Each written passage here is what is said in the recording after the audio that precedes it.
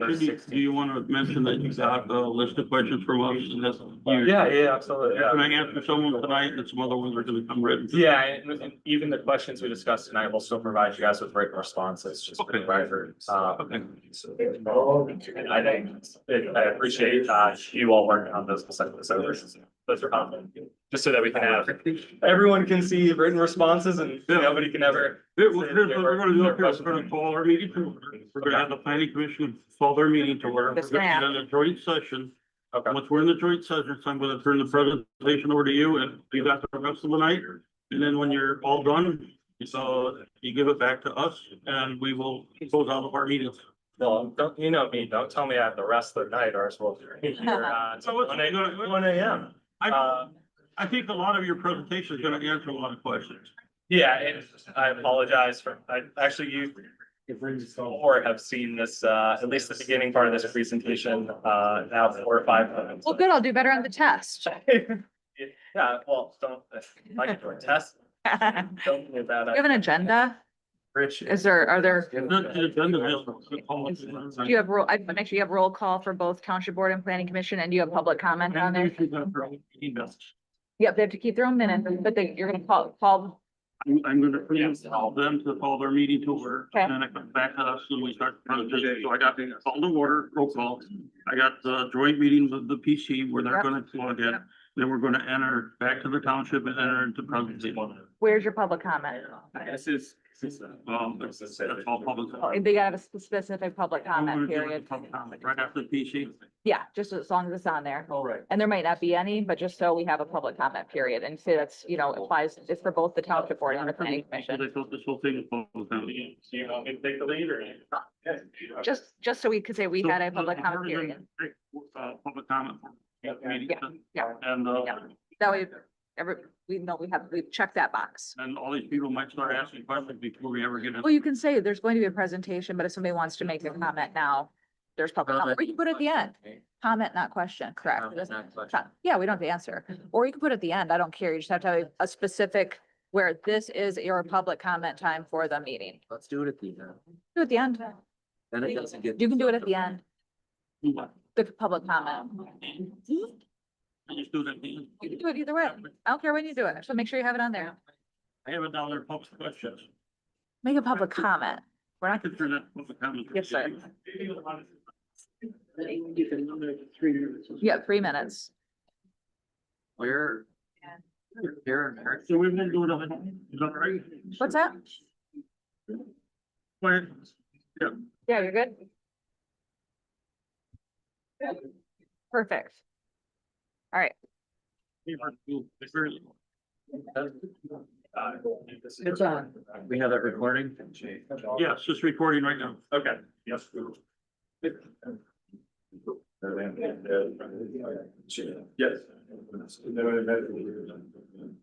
We're gonna have to amend. Oh, hey. Oh, I think we need to amend this. If it's not, it's right, then it's cool, done anything. You didn't get a copy, nobody got a copy. We don't need We don't need an agenda, anything, just need to read it. That breaker trip, that. Yeah. Which. The same one that you pushed the back. I went back in there and I tripped again.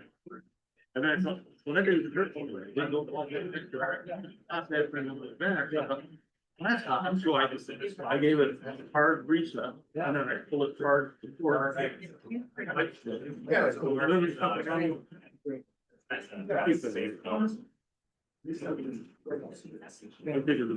don't know if we have any. That working, I don't. I'll look at it. Touch it, I'll look at it. Something I don't know. And then EJ, when you do that next slide, just let everyone stand up and introduce themselves and just give their quick CV there.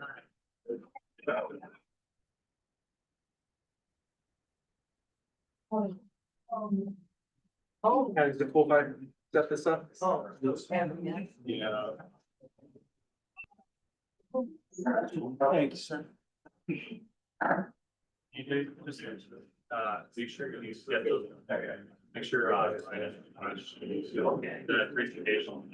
I've got it, I just need to refresh. Her said she couldn't make it tonight. And I don't know if Mary's gonna make it. Mary's got a showing. Huh? Mary has a showing, real estate. Yeah, right? I got the mics on.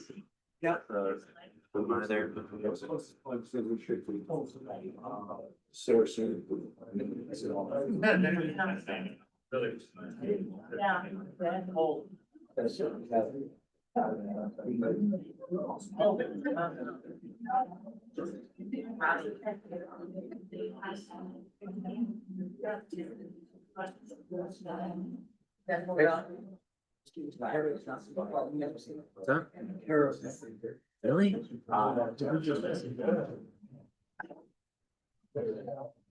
Think we have a quorum. Yeah, we have a point. Well, we wouldn't have that meeting if we went to do it.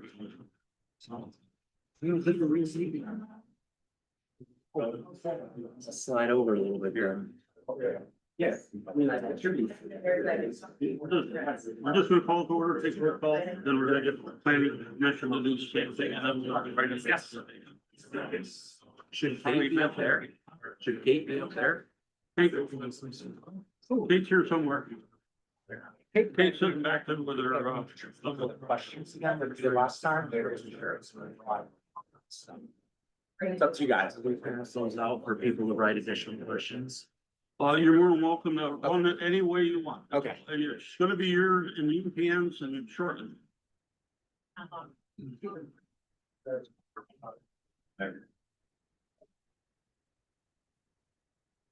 Must be on a delay. What's that? That must be some delay. I should be drinking water. I drank water a minute ago. Yeah. Say too much in this whole building. We have some Jews. Yeah.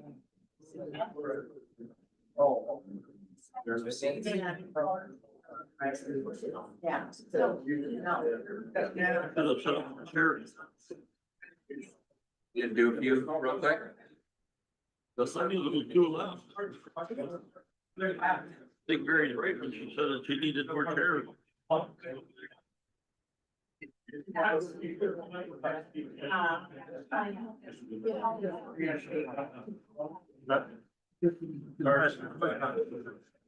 gonna keep track of this.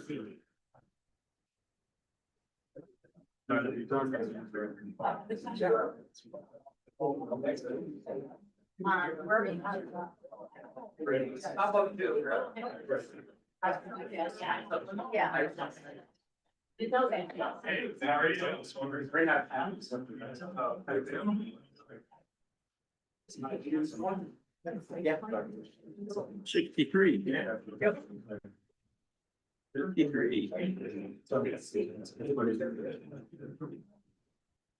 Okay, what's up? Yeah, ready whenever you guys. Okay, we're gonna call the meeting to order. I want to thank everyone for coming out tonight. I want to thank VESPER for coming here to give us a presentation. Can't hear us? Is your mic on? Can you hear me now?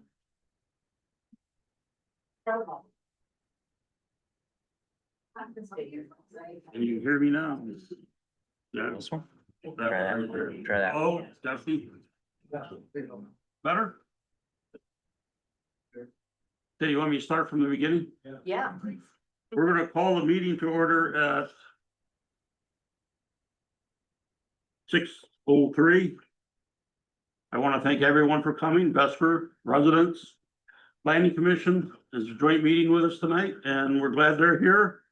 So we're gonna go ahead and take our roll call, then the planning commission is gonna open their meeting and take their roll call. And then it's gonna come back to me to have VESPER start their presentation and go into their speech to us in presentation. And I'm looking forward to it. So Spicer's here, Cara is absent, Treasurer is absent, Gary, here? Gary's here. Jason? Here. Here. Kate? We'll call to order the planning commission meeting. Dave Marcelletti is here. Dave Foskey, Here. Frank Gubich, Here. Kate Schrank. Here. Okay, it's back to the township board. VESPER has received a lot of questions from the township board and some residents of the township. We have presented them to them. And they're gonna answer some of them tonight, and some of them they're gonna send back a written comment to us. So they'll, could you introduce yourselves and start your presentation? Hi, everybody. Some of you know me. I'm EJ with VESPER. I'm their Senior Community Affairs Manager. Thank you again for everybody coming. You know, I think this may be our third or fourth meeting with you folks. And, you know, we heard you last time. You wanted some more answers, so we made sure to bring some folks that specifically can answer a lot of the questions that you have.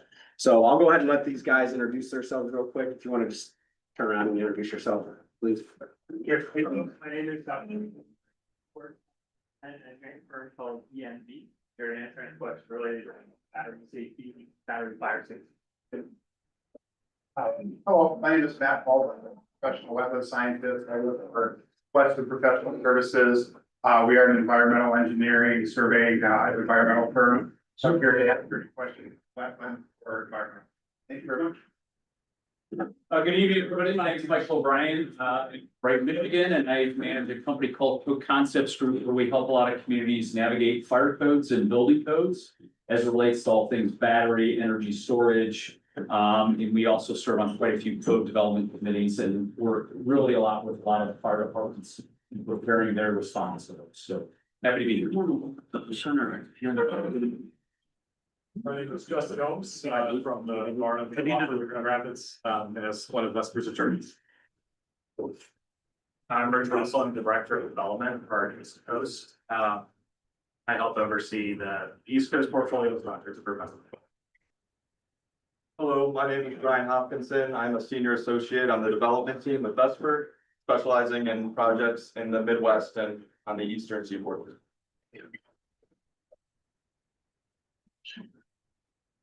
EJ, we're gonna give you a longer. We're gonna give you a longer cover. Well, that's all right.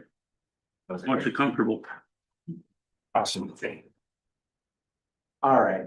Thank you, everybody. Can everybody hear me now? All right. So we're just gonna jump right into it because we got short, we only have a couple hours here, so we want to make sure that you get as much of your questions in as possible. So we did put together a presentation for you, and this really goes over kind of A to Z of our project, the what, who, what, when, where, why, and how we ended up here, where we're gonna be, what we see as the future and the paths forward. So objectives, short intro, why energy storage and why here, and determine which permitting process VESPER will pursue, either with the Columbia Township adopting the local permitting ordinance and working with you folks locally, or with us going through MPSC, which would be considered permitting through the state. We'd also like to discuss the advantages for the township of adopting the workable ordinance versus the state permitting process. And then afterwards, we'll open this up to Q&A for any questions that I may not have gone over. A little bit about us.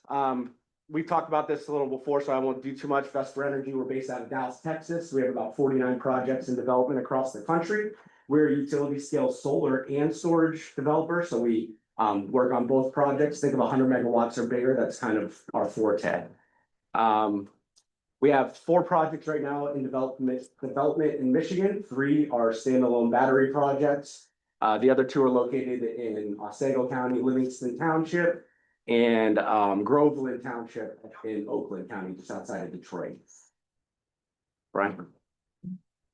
All right. So why energy storage? $1 million question. So according to a report released by Eagle, Michigan will need 2,500 megawatts by 2030 and 4,000 megawatts by 2040 to replace retiring generation and stabilize the grid. I'm on all the Facebook pages and stuff like that for all the surrounding communities, and I do see, you know, there's a lot of complaints about the intermittent power and everything like that, you know, losing brownouts, blackouts, etc. Projects like ours are going to address those. I'm not standing up here and saying that when we build our project, that's never happening. But the idea is that we haven't upgraded our electrical infrastructure in 40, 50 years. This is the process that starts that. So, you know, as I said, this will help enhance grid reliability, security, and resiliency. You know, energy scarcity and inefficient operations of current and future resources cause energy prices to increase for consumers. Once again, I can't sit here and tell you that your energy prices are going to go down if I build this, But what I can say is this will stabilize energy usage. And the idea is as more of these projects get built and as we put more generation onto the grid, that should help stabilize prices. Right? All right, so why here? So Palisades has a 345 kV transmission line, and it's the critical component of the consumers and MISO's grid. That's the line that attracted us to your area. So basically what that said was, you know, it used to carry X amount of power. Now it's down to up to 200 more megawatts needed to be on it, correct, through our project? Interconnection capacity that's available. For up to 200 megawatts, so we can add that on to the grid. So that's something that was once at one point being produced on that line and is no longer. So the idea is we come in here, we replace that energy production. VESPER performed a thorough analysis of valuable properties along the line to include environmental, species, and real estate limitations. The 50th Street projects were deemed viable for the development of the project. Since then, VESPER has continued to perform additional studies to refine the site plan to arrive at a site plan that complies with all pertinent state and federal regulations. In addition to that, state utilities are in the process for acquiring energy storage and other electrical assets to upgrade the electrical grid to meet the demands of the 21st century. All right, so Michigan State Fire Codes. Chief O'Brien, I don't know if you want to talk about this a little bit. Yeah, one of the key components with any of the submittals is a very comprehensive approach to the technology used in the batteries. And the code that they will install this project to has certain requirements of information provided to our firefighters and fire departments. So you may or may not have heard about the different strategies related to battery related incidents. The design of these containers is really intended to have one cell have an issue out of the thousands of cells within the container. And if you think about it, we have to train our fire service to respond to a home fire that might be a little bit of smoke in a house and how they handle it, all the way up to a large scale fire. The same goes with stored energy, where there's going to be times that we might have smoke in a container and there's safeguards and systems built into it that the fire service has to be trained in how they're going to work with the energy provider, the maintenance, and how they respond to something like that. All the way up to what would be a fire. Now, for the most part, you're gonna hear a little bit tonight that it's typically what's called a defensive approach. That means the fire department is in a very ready state, but the proper design, typically in most of our containerized systems, is one that it consumes the container, the single container, and it's a done deal. Yeah, it essentially. Yep. And so that process is really defined as how you're gonna hear a lot about how the projects are defined. The very interesting part is those large scale fires across the US are really in very small numbers. And it depends on, and I heard a chuckle. Part of what I do is I run the International Association of Fire Chiefs Battery Committee, where we monitor almost all of the battery fires in North America. And a lot of the battery fires we hear about every day are things like mobility devices in EVs, which are still mobility devices are at a very high standard, but it's a much different battery than what is in front of your community today. They're different quality batteries, they're different quality cells, there's different safeguards put into them. When it gets into large commercial storage, you'll see some data that you can find, but large commercial storage like this has a very small incident rate. Very specifically to as the safety measures have been ramped up. The safety measures over the last 3 to 5 years have really been instrumental. Things like you'll hear about something called UL 9540. My colleagues are going to talk about that. That is a very critical component in how these devices are tested. A mobility device, an EV device are not tested to that standard. And so that's a really good thing from a community standpoint compared to some of the things you might see on the news, completely different incidents. And so when we look at stored energy, really within North America, it's less than a handful this year out of all of the thousands upon thousands of units installed, that rate of fire incident is very significantly low when all the things such as everything that's being proposed, meeting the listing requirements, meeting the minimum code requirements, following whether it's the ordinance or the law, those are all those critical components. And so a big part of it is making sure your firefighters are trained.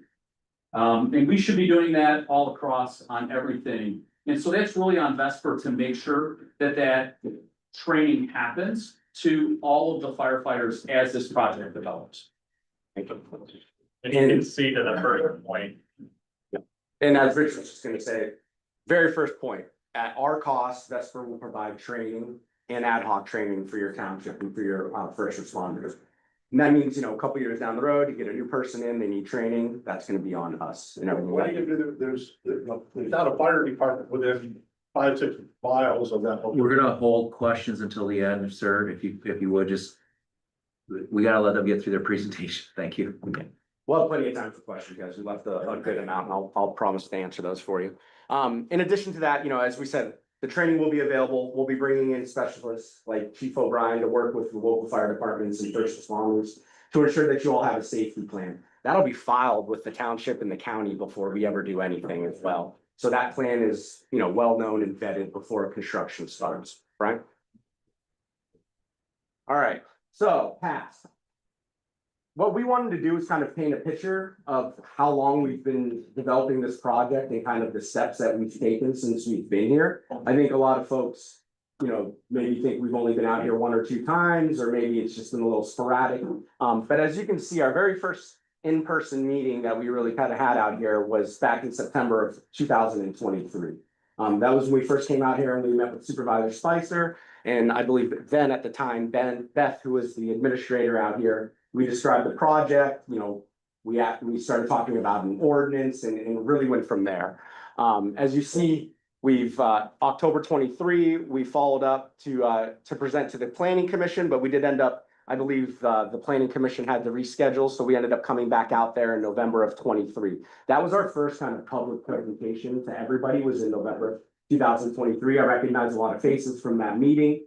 And as you can see, we submitted our paperwork for our SCP, for our permits. We did all of the kind of the administrative tasks that we needed to do at that time to acquire permission to build this project. 2024, we provided the township staff with the draft of our decommissioning study, and that was the costs and everything related with bringing that land back to where it would be before, you know, we ever got here.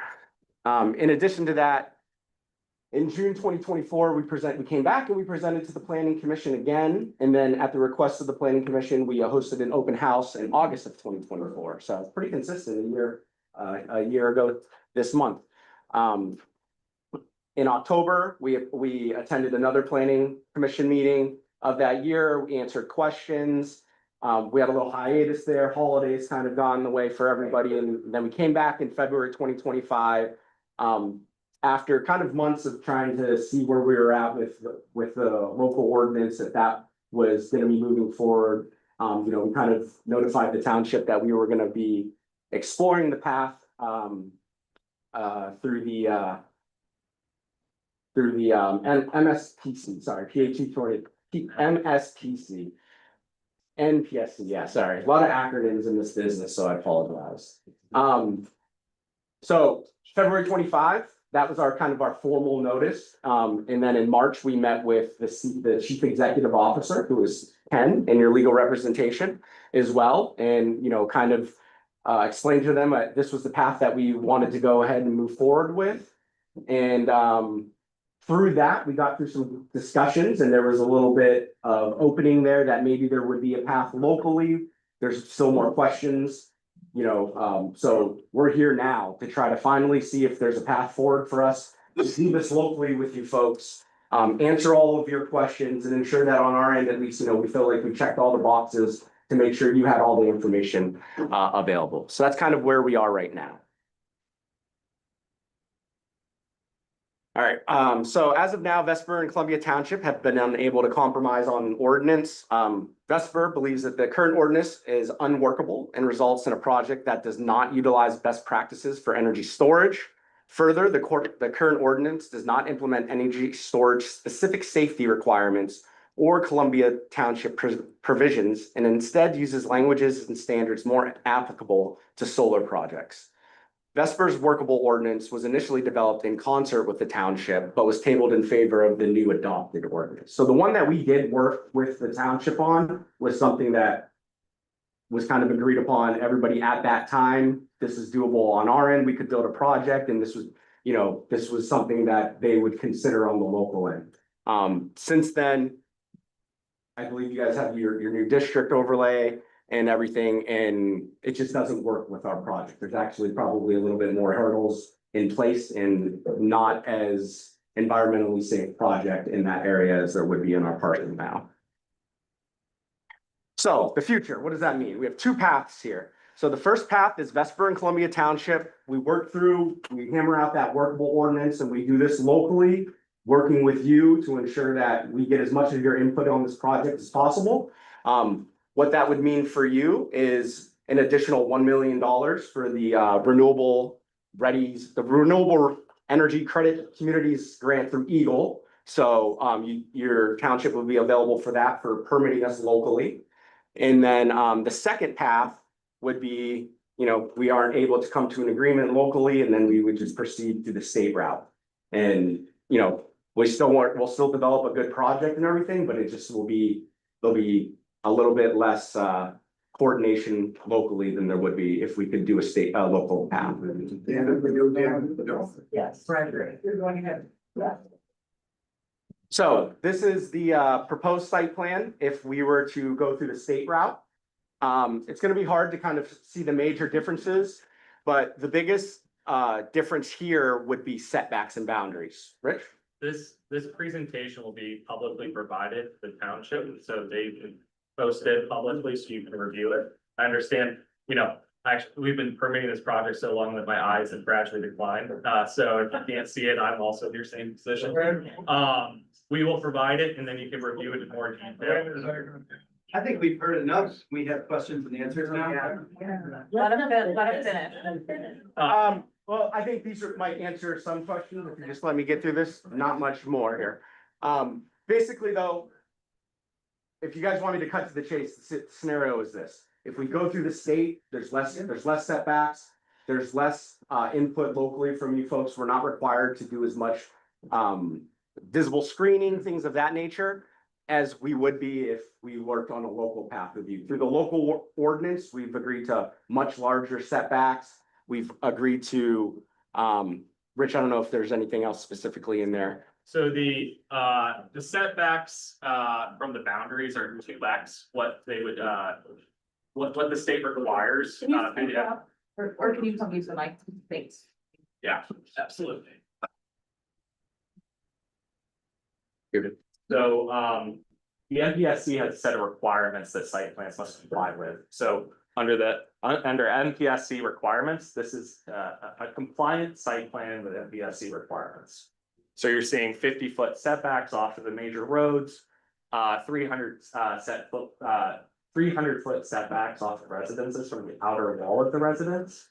And then included in that is a measurement of 55 dBA to 300 feet away. So the outer wall of the residence. Obviously, you can't enter in noise onto a site plan, but that is, and we address that later on. You want? Yeah, go ahead. Next slide. This is also the same site plan, but put on a background to help you guys kind of maybe see some differences more clearly. So another NPSC requirement is 50-foot off of wetlands and waterways. So this is what our site plan,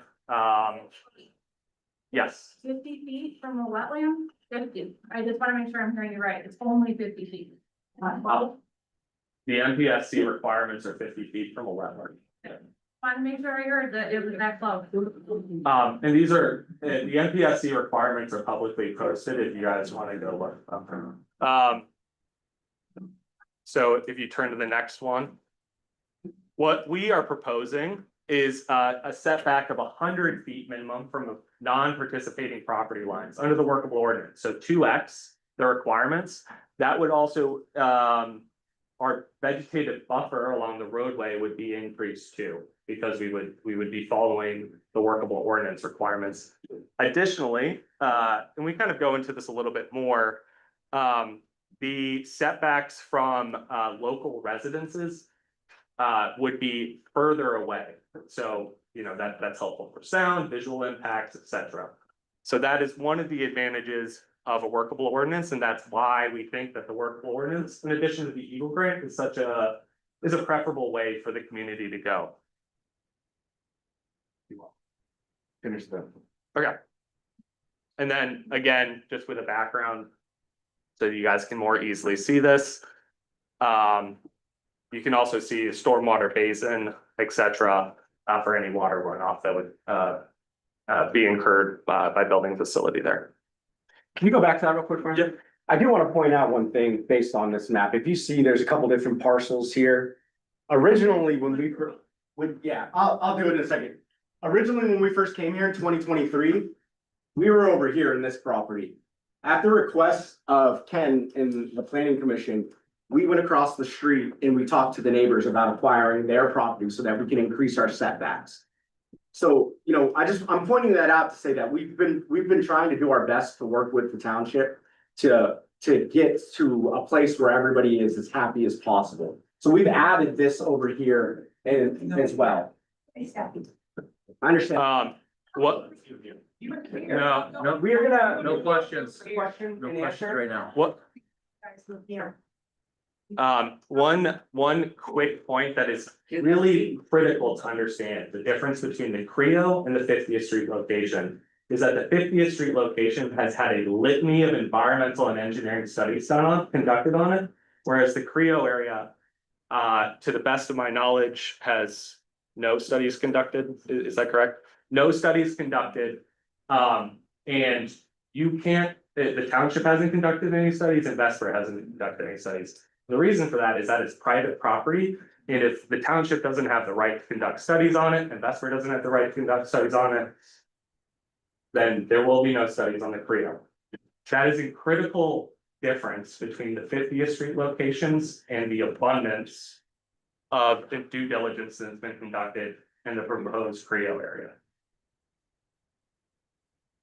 Right. So we touched on this briefly. This is the difference if you were to go through the local ordinance, your township would be eligible for the $1 million grant through Eagle. Brian. And then this is your estimated tax revenue that would be produced by this project.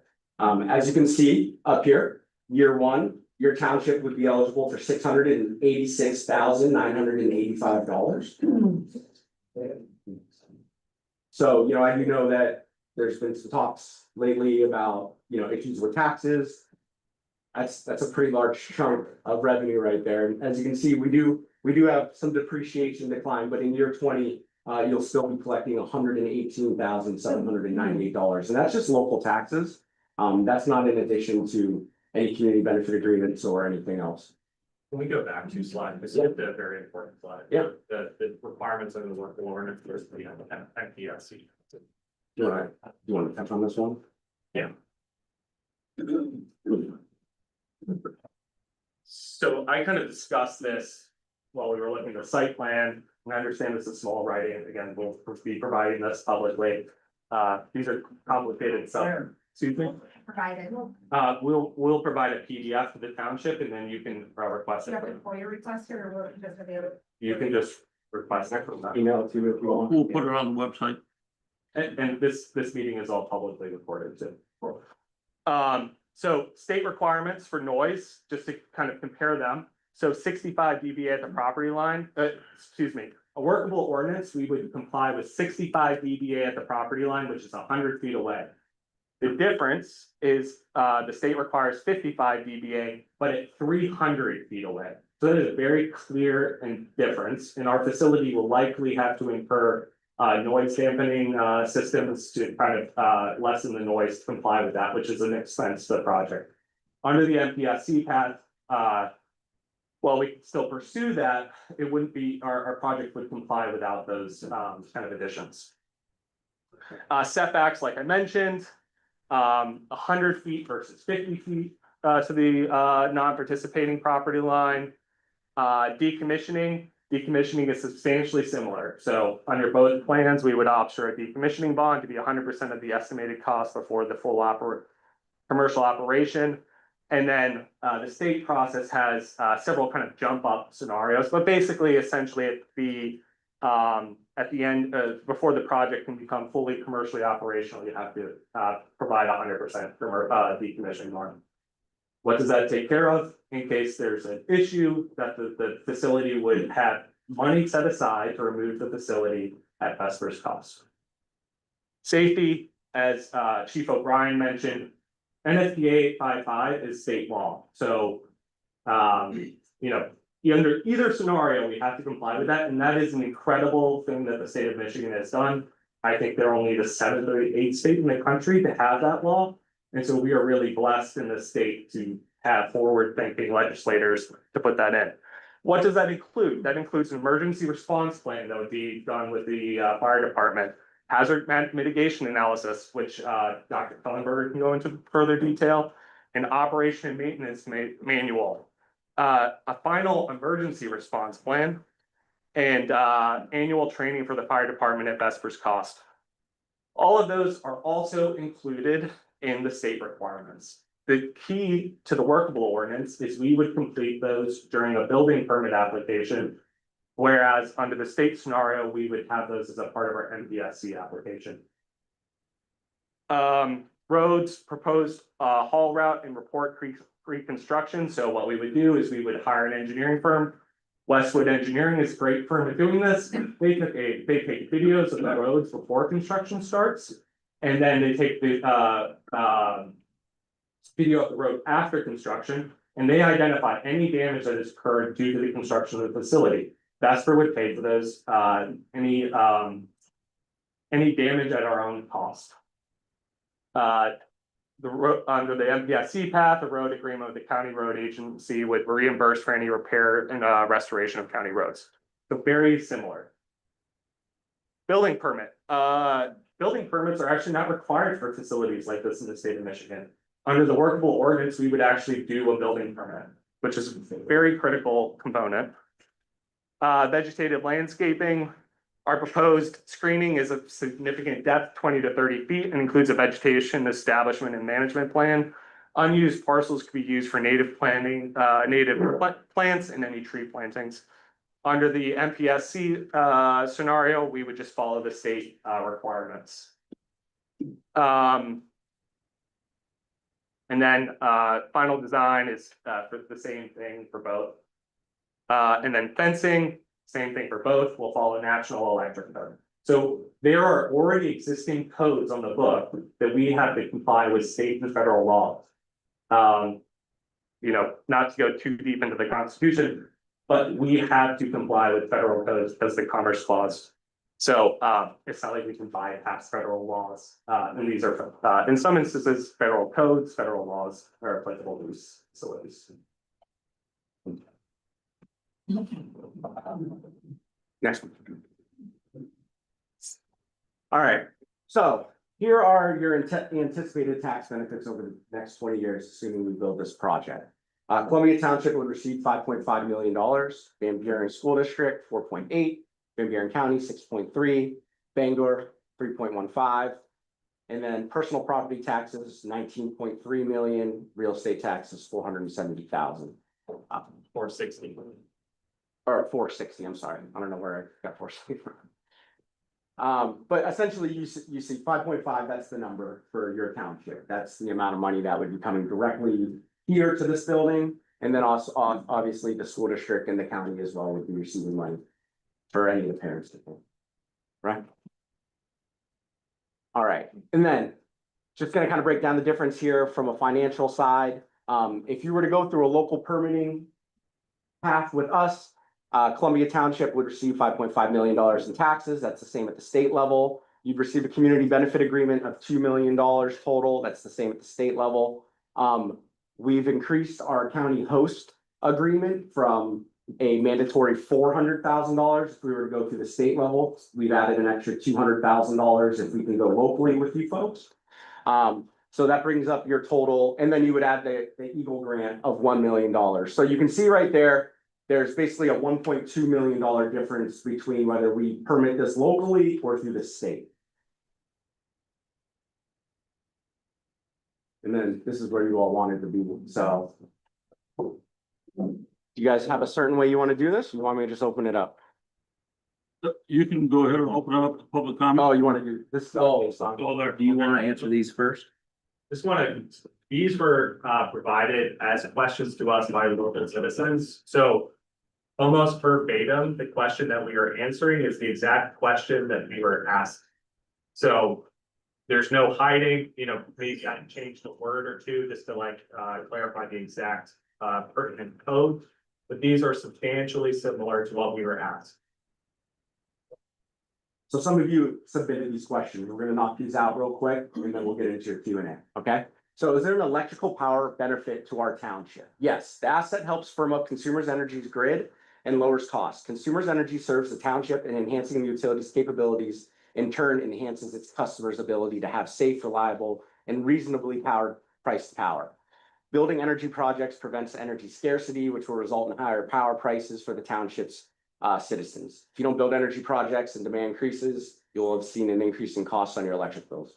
Data centers, all that stuff, we all hear about them. You know, we all hear about we're already kind of at a low demand. We don't get these projects online, it's just gonna be that much worse in 5 years. Aurora Energy Research did a study, and MISO could save about $27 billion in system costs by 2035 under a central energy storage build-out scenario. So adding more of these projects along will help upgrade our system. You know, it's trickle-down economics, I guess. You know, if we can save that money up top, it's supposed to come down to us, the consumers. So think about your hybrid, I guess, as an analogy. If you make the existing generation assets on the grid more efficient, then you'll need to build less. So, you know, think about your car. If it's got a hybrid engine, goes farther, you spend less on gas. Same idea here. Contract. Okay, so this is the difference between the host community agreement that we're required to pay from the state and then the Eagle grant. So I think a lot of folks were confused and they wanted to know what the difference was. So the main difference is that 2024 Eagle will provide $5,000 per megawatt to permitters and expectant hosts of eligible utility scale renewable energy projects. What's that mean? If you're a local township or county and you permit us through your local process, you are eligible for this grant. Gypsum Peak is a 200 megawatt project. 200 times 5,000 is $1 million. So you would get 50%, $500,000 would be dispersed upon project construction, and then the other half would be dispersed upon operations. So you get two $500,000 payments. Columbia Township is only eligible for that grant if VESPER proceeds through the local permit. So once again, if you know we can't come to an agreement on a workable and we have to go through the state, that money does not come back to Columbia Township. The host agreement is an agreement between the developer and Columbia Township. So this is kind of like the grant comes from the state and from Eagle, so it's completely separate money. The $400,000 comes from us, and it's basically, you know, this is a part of our payment for coming and doing business in your community. $600,000. And yes, it is now up to $600,000. We've just added that. Can you imagine any circumstance under which VESPER would not proceed here with Gypsum Peak? Yes, energy projects are compensated based on the value to the grid. Generation owners have several revenue streams available to projects. If the project does not have value to the grid, we will not proceed. So essentially, you know, I think a lot of folks, sometimes they think we're trying to save the planet and we're not an actual business. You know, we are a business. So if it financially doesn't make sense, we would not move forward with the project.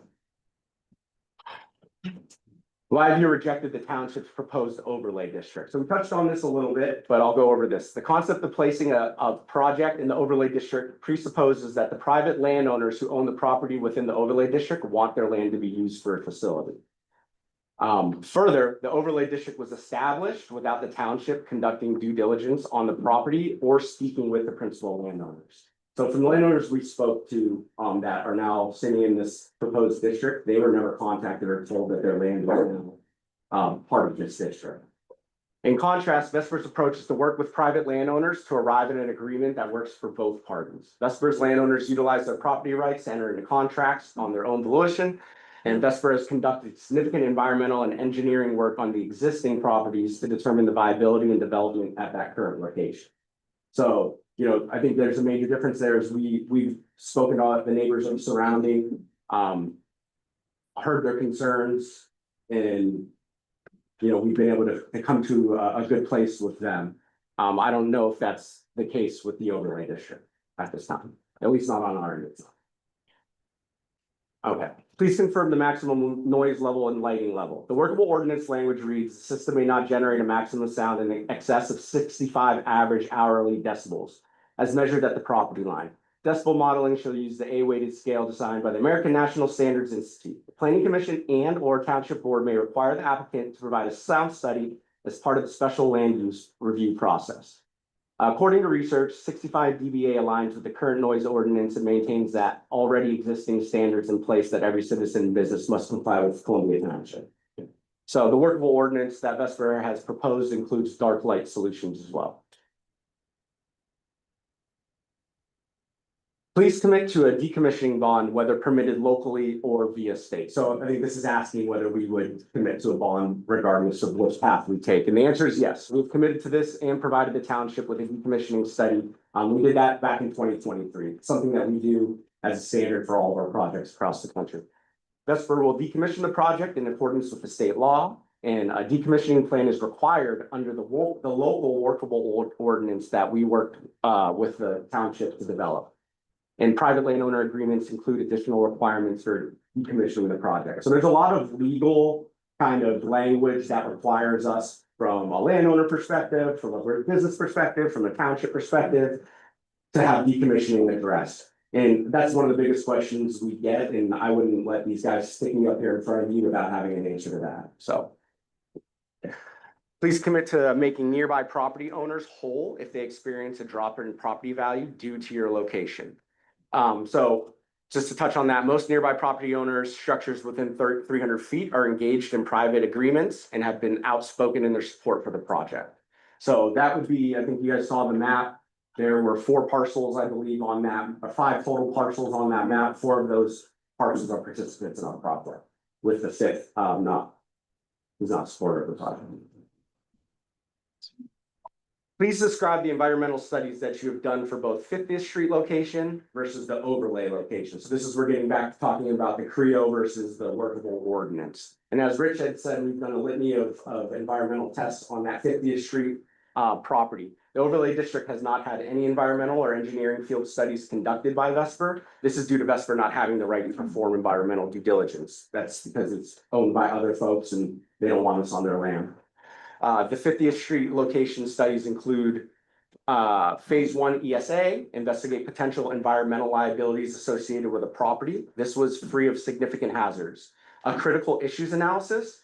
This is a research environmental impacts, regulatory compliance, stakeholder concerns, endangered species, etc., to determine the feasibility and potential risk associated with the project. The results were positive for project development, and Vesper is confident it can comply with all state and federal requirements for the project site.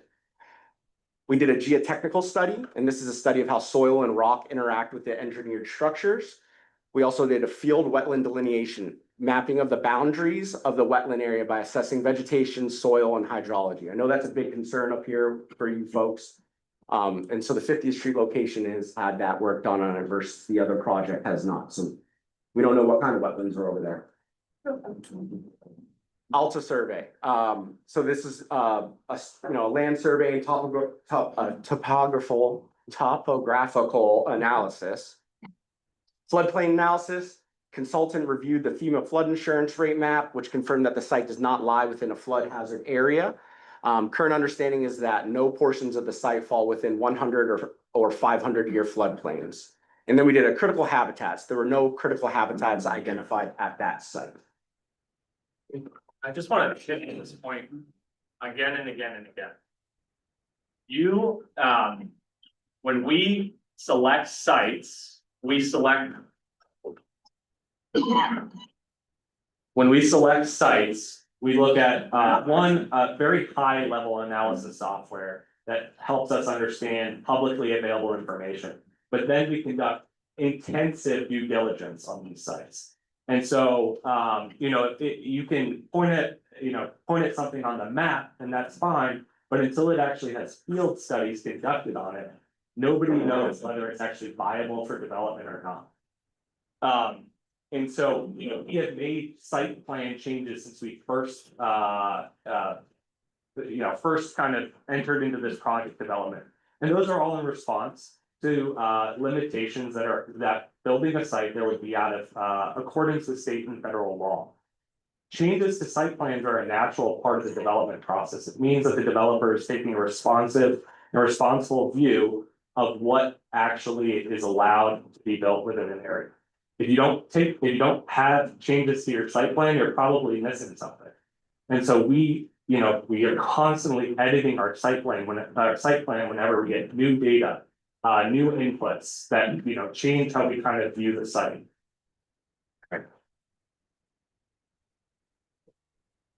All right, Rich talked about this a little bit earlier. Please confirm restoration of roadway damage. This is a big issue that always gets brought up around the country. You know, companies come in, destroy the roads, and then they're left with it. That's something that, you know, we've committed to not doing here. You know, we will ensure that the roads are exactly the way they were before we got there. The workable ordinance, you know, that VESPER provided includes a road study to confirm the current state of the roads and that any damage VESPER produces will be fixed at the project's cost. A proposed haul route during construction of the facility, providing a report of the roads pre-construction, a post-construction report shall be required, and if any damage has occurred, the facility is required to pay the repair costs. Restoration of roadway damage due to the project, that's in your local workable ordinance. All right, please describe how a fire department would approach a thermal runaway incident in the facility. Chief O'Brien, I believe this is you. You want to come up here?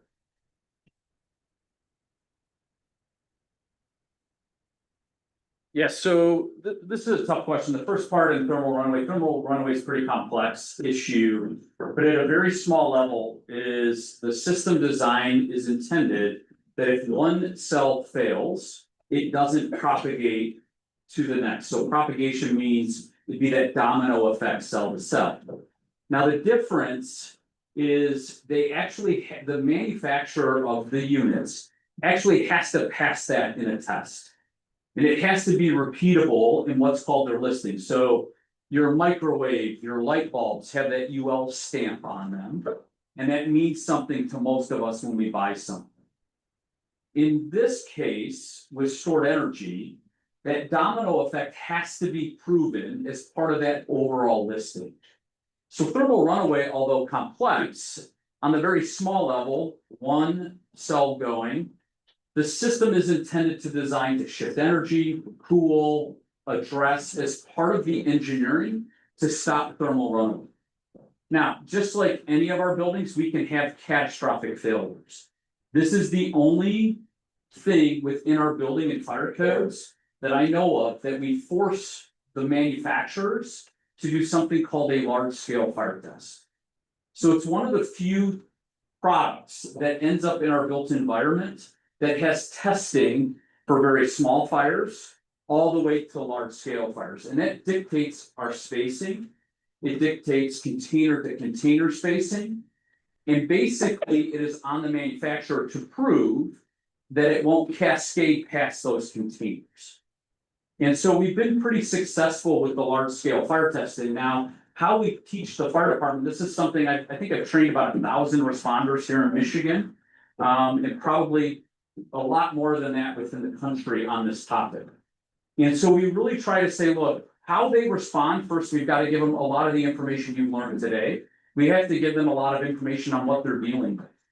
And then the second part is, okay, what happens based on your plan as we navigate this through? So we start with fire alarms, we start with smoke in the containers, we identify the hazards to them and what can happen. And then what are the safeguards that are in place and what does it look like?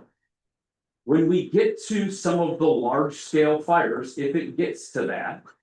A successful failure is it doesn't propagate to adjacent units. And depending on the technology they can use, this could be a container like a Tesla Megapack is the size, it's a half of a semi. Other technologies, which are some of the ones that are being proposed, are much smaller. They look like a big container, but there's separations within them. And so we would train the firefighters, a case probably one of the fires from about 2 years ago. The fire department responded, they had 2 engines on scene. Somebody had asked earlier about response times. Some of these sites are very, very large across the country. And when I say very large, it's probably a 20-minute response time from when you get from their gate at the front to you can get to all the units. And so part of that is built into their design. And so we want our firefighters to understand what they're going to do. And so in the cases of some, we've seen the events last less than an hour, and we've seen some last, in the containerized systems, in the 7 or 8 hours typically. And it's very little interaction by the fire service, but there are things that they have to be ready for and in a ready state. And so that training happens not just once, it's multiple times. It's probably somebody like me who's rode on big red fire trucks and trained firefighters. We want to get them comfortable. It's a lot of conversation in this. And typically, I'll be very honest, it's all things batteries. Because we want your fire department to be very well prepared, and it morphs into much more than just stored energy.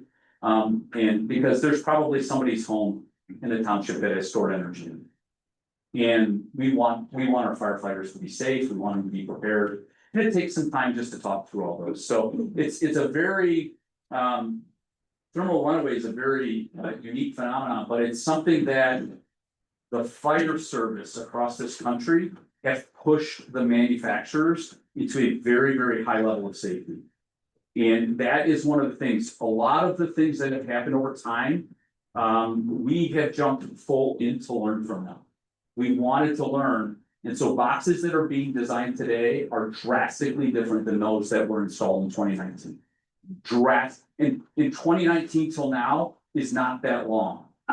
And so the rapid advancement of safety has really been because of North American firefighters pushing for their communities. And Can I ask a question about the fire department? we, How many more? We got a couple more left, right? So Dr. Kellenberger, who's one of an expert in energy, we're just going to provide even more in-depth overview. A lot of this presentation was requested for educational purposes, and we've incorporated all those slides that you've previously seen have been directly from questions that we had submitted to us. And I understand you want to ask for questions, but these are all coming out of questions that have been submitted to us by both the planning commission and the. These are questions that were submitted by the community that we're answering right now. Okay, For all of the them. community hasn't known about this until yesterday. Well, as I found out yesterday via. We'll get there. Facebook post. I live We'll get about there. 2,500 feet away from this place. We'll get, Why am I just now finding out about this? we'll get there. No, we're talk about this problem now. What about our fire department? They're gonna be gone. Okay. People, please I'm sorry. give the courtesy to these people to answer your questions when they're appropriate. Ma'am, I'm asking you to be courteous to the rest of these individuals that are up here. They're experts in their field. Let them answer questions. Officers, how many grids do? Okay. I'm gonna make this statement. If there's any more outbursts, I'm gonna call Deputy Lance, who's on call. He's got every right to say what he's saying. I'm part of the board. And if you He can't, just got up before me. if you can't contain yourselves, you're gonna be escorted out. It's that simple. Can you just let this guy finish and on his part, let's ask him to speed it up so that we can get to our questions. How about that? And I will stay here and answer as many questions. That's How much more time do you need to finish your presentation? We're gonna talk through the presentation and answer any questions. This is specifically gonna be about battery safety and fire safety, so hopefully. How that will long? answer. Yeah, 15 minutes? Sure, about 15 minutes, There's yeah. one more question after Dr. Kellenberger's presentation that was submitted by the planning commission and other concerned citizens, and then we can have.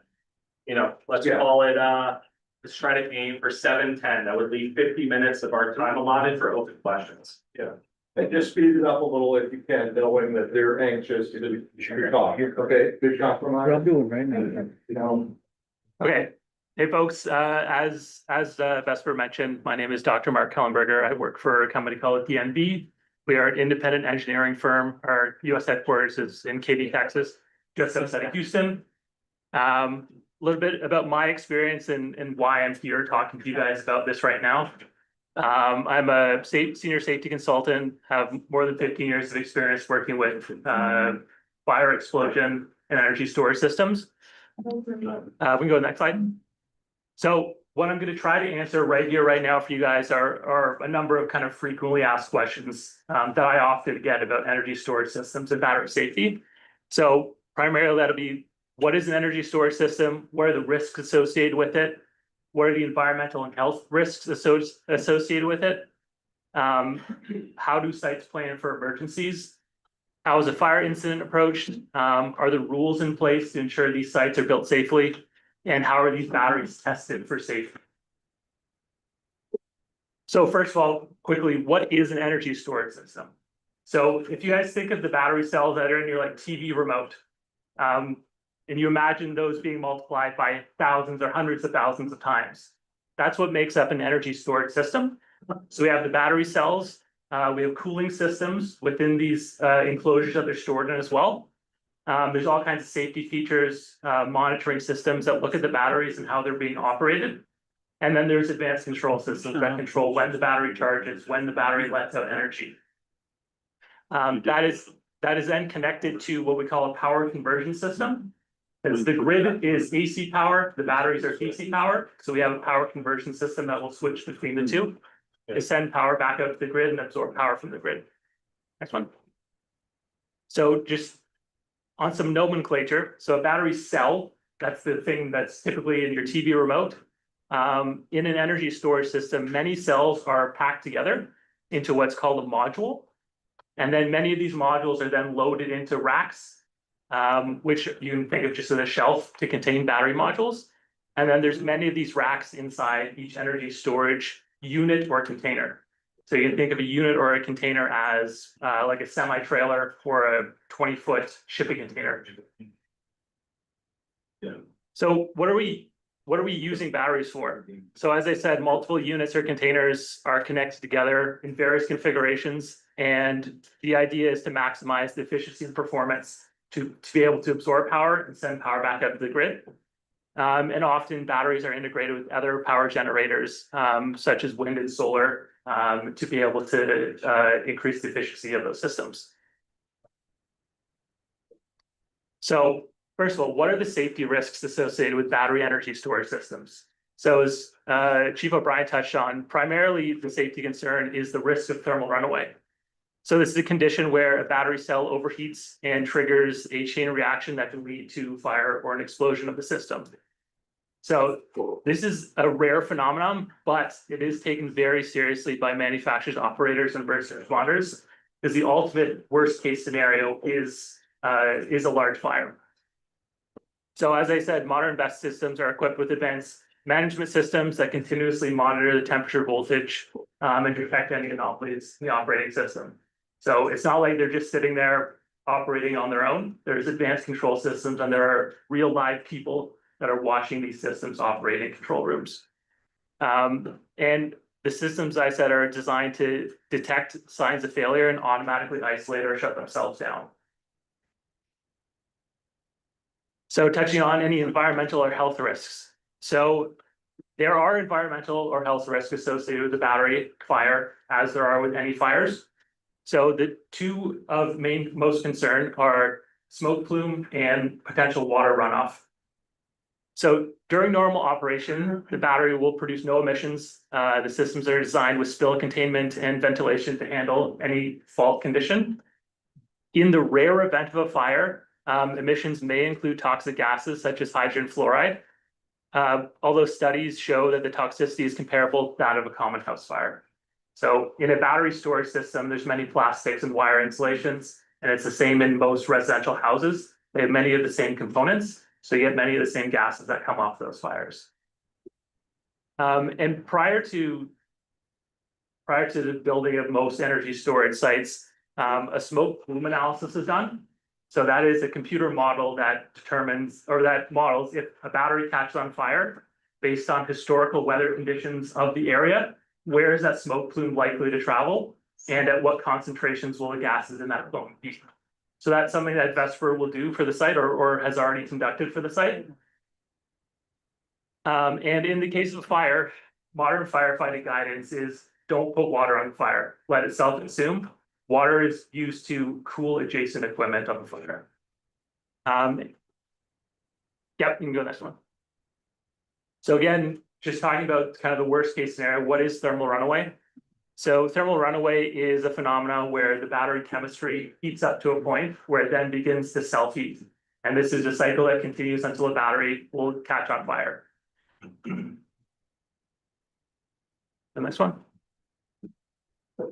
So these are some pictures of some thermal runaway testing of a battery cell. So there are kind of two stages of what happens in a thermal runaway. So first of all, the battery will vent. So the battery expands and actually vents gas and smoke from the cell itself.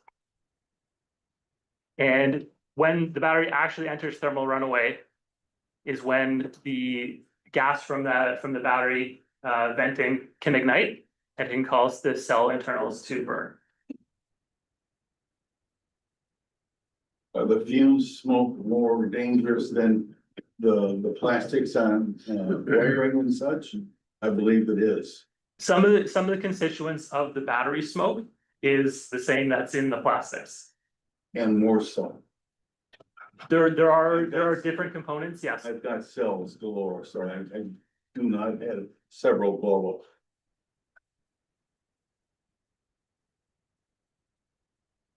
Yep.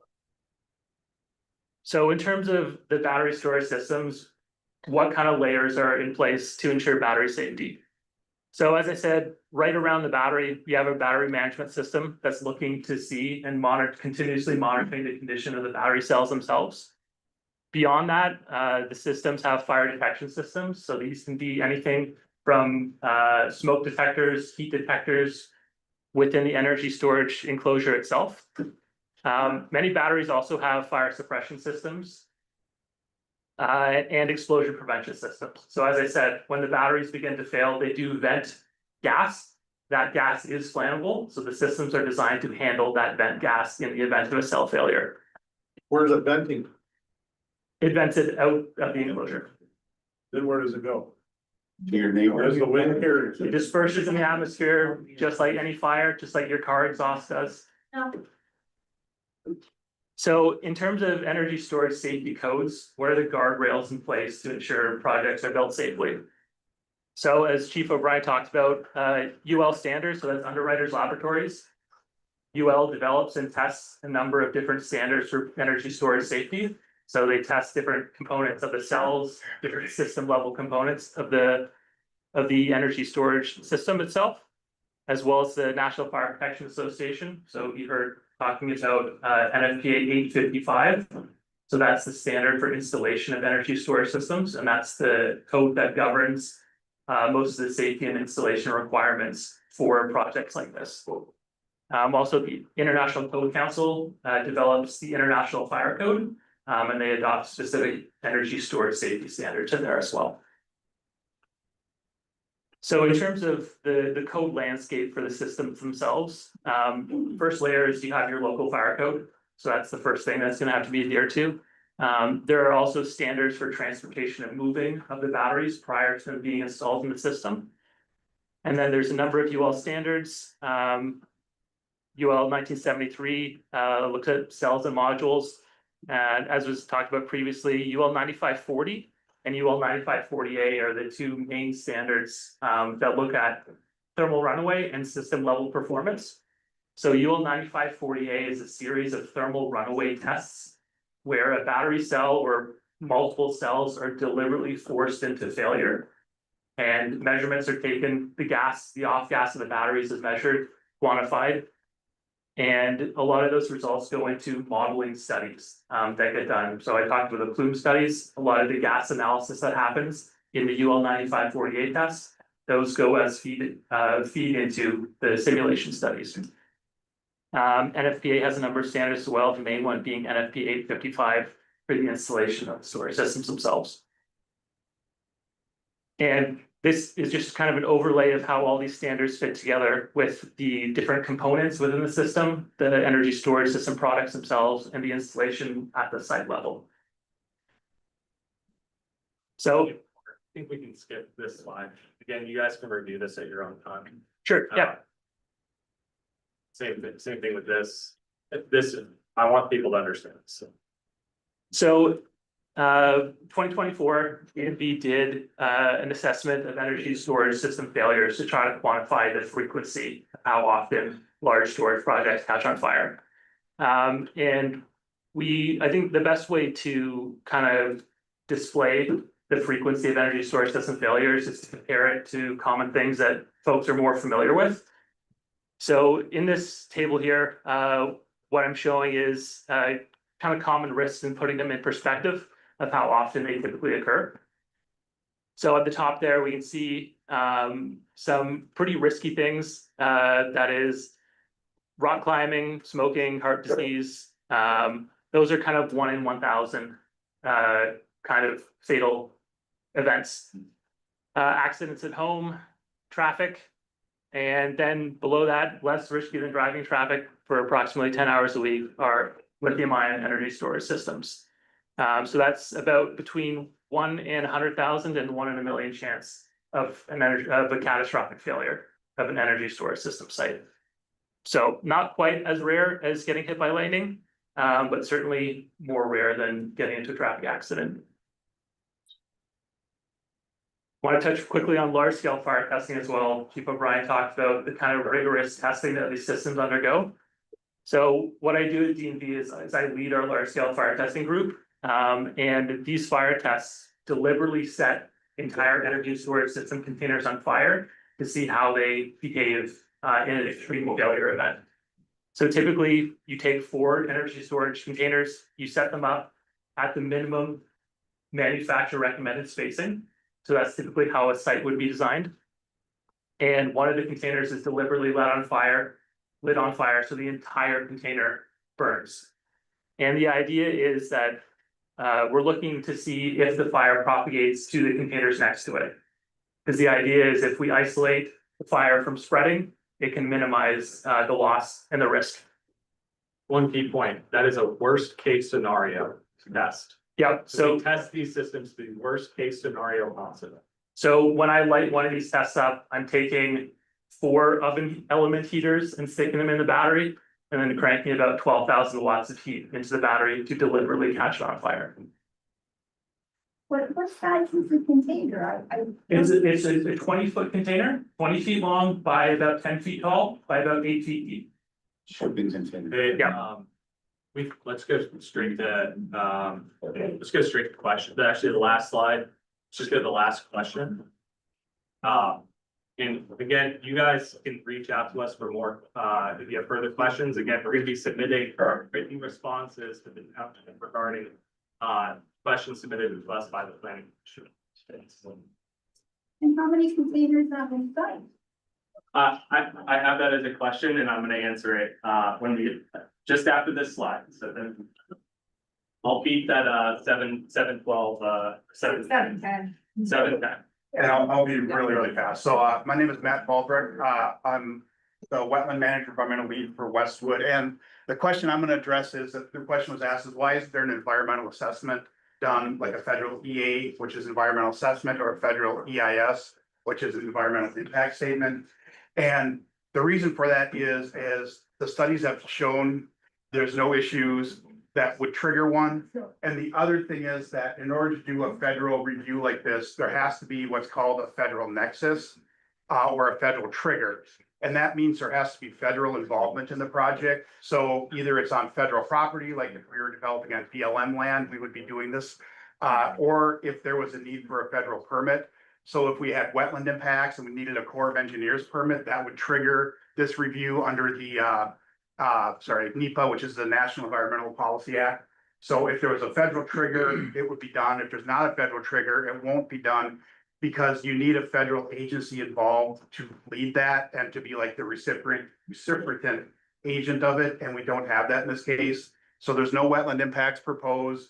There's no federally listed endangered species that would require a take permit. There's no federal FEMA funding. So that is the reason that there will not be a federal EA or an EIS completed for the project.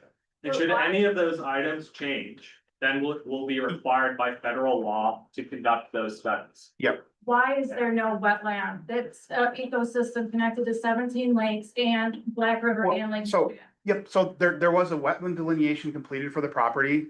That delineation will be reviewed by EGLE, the state agency that's in charge of wetlands. So in Michigan, the federal government has delegated the federal wetland protection to EGLE, the state agency. So another consultant went out there and did what's called a wetland delineation. So the Corps of Engineers has a manual called the 1987 Wetland Delineation Manual that outlines, because wetlands aren't, sometimes it's more of an art than a science to identify a wetland. So you need to have three things to be a wetland. You need to have wetland soils, you need to have wetland hydrology, and you need to have wetland vegetation. So that is set by the federal government. Here is how you do a wetland delineation. So this firm went out there and did that delineation according to the federal, rules of how to do it. And then when that delineation is done, as this process moves forward, that they produce what's called the wetland delineation report. That delineation report is submitted to EGLE. EGLE will do what they call wetland identification program level 3 review. So somebody from WIP will review the wetland delineation report, and then they will go on site with the wetland delineator, and the state will walk the wetland boundaries with the consultant. And then they will issue like a verification letter saying, yes, we've reviewed the property, the wetland as delineated are correct. And then the project design will avoid those wetlands with whatever setback is in place. We will do that study for every single property that is involved in the project site. So every single property needs to go through incredible due diligence to arrive at a site plan that's compliant with local, state, and federal code. That test done, So it actually is. I'm sorry, I didn't get a question. was that test done? The wetland delineation. Drought or what? So the wetland delineation, I think the first one was done. They're actually done during growing season, so they actually have windows of time where they conduct the vast majority of the wetland delineations. Of ours were conducted earlier this spring, and then the previous one was conducted last spring. So it's a great question. They're not done during droughts. They're done during almost worst conditions that would potentially show as much area for a wetland as possible. And the other thing that happens is, as part of the wetland delineation, the climatic conditions are taken into account. So when a delineation is done, the delineator looks at the 3 months previous precipitation data. And there's a computer program that calculates like what the average is, and then if you're within the range of average, dry or wet. And so that information is also included in the report. And then if we're in areas like if we're in crop fields or things like that, we also do what are called hydrology reviews. We will look at 10 to 20 years of aerial photographs. Because everyone knows, those low spots in the cornfields that are wet some years, dry some years. If they're meeting a certain criteria, they will be called wetlands because we're showing they have the hydrology. And then again, that also requires them to have the correct soils and vegetation if the vegetation is undisturbed. So if the vegetation is disturbed, like in a cornfield, then the vegetation is not taken into account because that corn is artificial. The corn wouldn't be there in a wetland if it wasn't being planted every year. So the delineation methods account for dry conditions, wet conditions, and crop conditions. What happens in a really wet year and you have a discharge into that wetlands? Whatever, what you got in there. Well, Your site, there's a discharge. Sure.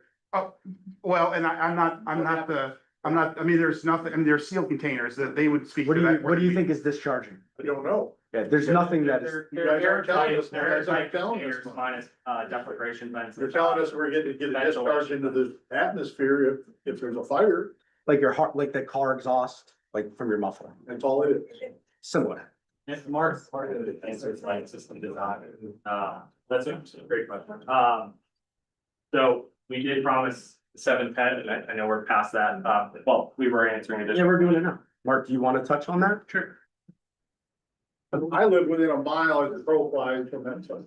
Yeah, so under normal operating conditions, nothing is discharged from the battery. In the very rare event that there is a fire, the gas would be vented out to the atmosphere. And what's on that though? How far will that vent out? It'll be carried with the wind, in terms of how far it will go. When we typically do plume analyses and when I do large scale fire tests, we grab smoke and gas samples from the smoke that's coming off these. And we set up monitoring stations at different intervals away from the container itself. And typically about 30 feet away from the container, the gas levels are non-detectable. There's no levels of toxic gases that exceed NIOSH limits. What are the alert systems gonna be if there is an incident of that? So if there is an incident, the fire alarms within the container will go off. They're typically strobe lights and horns. And the fire department will be linked into that. About the people in the area. Yeah, so that's, I think Chief O'Brien can speak to this. And it's a question related to that. Okay, but let's back up. Oh, That hey, can we just, I just want to make sure this is fully answered. is hydrogen fluoride gas, correct? There is hydrogen fluoride gas that comes off. Yeah, the majority of it, To skin and lungs? it is toxic, but only at certain concentrations. And as I was saying, at certain levels. No, this is a very important, this is a very important concept. Of thousands of acres potentially, right? No. Why not? Moss Landing in California had the biggest fire to date in January of 2025. 7,000 acres were evacuated. 1,200 people were evacuated. Hydrogen fluoride gas was put in the air. Residents. Hydrogen still fluoride, like- yeah. Right, hydrogen fluoride was let into the air. Residents are still asking how to clean it out of their houses, still worried about the health impacts. And you're saying that's not possible here? No. With the state system? Well, let me explain. So for Moss Landing, they've done extensive air monitoring, soil monitoring, water monitoring studies. Progress. They are still in progress. That's correct. There are preliminary results available on the County of Monterey website. But to date, a lot of those studies have, the preliminary ones to date, have not found any levels in the soil, in the air, or in the water that are above any toxic levels for humans. However, that fire also burned for 4 days and reignited a week later. Because, let's go to that. What does the fire department do when they show up? Look at it, they can't put water on it or you have hydrochloric acid. And that can get into the river. That's why we do large scale fire testing to ensure that the fire doesn't spread. That And by hazard. let's hit the containerized versus Sure. You got, there's a very critical difference between Moss Landing and this facility that we're proposing that Dr. Kellenberger is gonna go into minute detail about. Hey, Dan, let him answer and then you can ask another question. You just be patient with them, let him finish their question, let them answer it, and then another question can come. We're not trying to run anyone off. Everyone will have an opportunity to ask a question, but let them answer. Sure. So let me address the question about Moss Landing. That site was designed fundamentally differently than sites are designed now, and it used a different chemistry of battery cell. So the Moss Landing site, they actually used an old building that had turbines for generating power in it. They took the turbines out and they put stacks and stacks of batteries within that turbine hull. Those batteries were of a different chemistry. So typically there's two different types of lithium ion batteries. The Moss Landing batteries use what's known as nickel manganese cobalt batteries. They are more energy dense, but they are more volatile as well. The battery type that VESPER is proposing to use is also a lithium ion battery, but it's a different subtype, and that's called lithium iron phosphate. These batteries are less energy dense, but they're more thermally stable. Lithium ion lets off hydrogen fluoride regardless. Yep, so many things do when they burn as well. Many plastics will let it off as well. To show that smoke was gonna go, Bloomingdale High School is what, 3 miles northeast of this, which is what our normal current airflow, and then we gotta touch on Palisades. You guys do know Palisades comes. Sure, can I answer your first question? So for the plume study, typically what we see in plume studies and in the large scale fire tests that I do, as I said, the concentration of those gases are not at dangerous levels when they leave the site fence line, and typically for the fire testing, I determined that at about 30 feet for most smoke plumes coming off those. How high off the ground is that test? That test is performed about 3 meters or 10 feet off the ground and at 1 meter at 2 different intervals. I want to get to some questions that people submitted. What is the acreage of the site? So the total disturbed project area is under 20 acres. How many containers are there? The enclosures are approximately 50. And then what size is the container? We haven't selected a vendor, but typically they're anywhere from 40 to 60 feet long, approximately 10 feet high. And that and every single one of those containers includes all the fire protection systems. And then I'll let you. Say it was 12 by 10 by 8, yeah. So there's a number of different designs that can be used. So typically, these are intervals of shipping container sizes. So a typical semi-truck is 53 feet long. So are you using semi-containers or are you guys using specialized containers? They're of similar size to shipping containers, but they are certainly You don't know what specialized you're containers. actually using? Because the product has not been selected yet. When a product is selected, there's many different So where did manufacturers. this number 12 by 10 by 8 come from? You just said was 40 by something. So we're giving a range of the smallest ones to the largest ones that are typically used on battery storage sites. That you're misleading, because you give us a number, then he gives us a number, just say you don't know yet, we don't know what we're gonna use. He's just telling you what we think we're gonna use. Yep, that's what I just said. Yeah, no, you didn't, you gave us a 12 by 10 by 8, and then he said 40 by 60 by 12, there's a difference. Maybe let's just arrive at one answer. We have not selected the vendor yet. The vendor will be compliant with all state and local and federal codes. And that containers can be somewhat have deviations in size. But we have not yet selected the vendor. We assume a SunGrow Power Titan 2.0, which is which is a nice energy dense solution that has had large scale fire testing conducted and passed rather swimmingly. I think it was the first videoed one? Yeah, so I actually performed the large scale fire test on that particular product, and those were the images that I showed in the presentation. And what's the size of that product? The size of that product is about 20 feet long by 10 feet tall by 8 feet deep. I have a question about those containers. Yeah, we're gonna go off of. Question about the container. Let me just knock out these questions on the card real quick and we'll get back. We will answer all your questions. So I had another question here. One was the size of the container. Another one was, will the water runoff be contaminated? So the idea is that you don't put water on the burning container, use water to cool the adjacent equipment. In fire scenarios where water has been used to put on batteries, there was a fire in New York State in 2023 that I led the investigation on. And we did extensive soil testing and water testing after that. The results of those tests, the commission that the New York governor put together made those results public. And certainly send you a link to those results, but basically they found that there were no unsafe levels of contamination in the soil or the water from that testing. Another question here is how long will a container take to burn out? So typically when we force it into a full fire, it typically takes between 12 to 20 hours to completely burn the container out.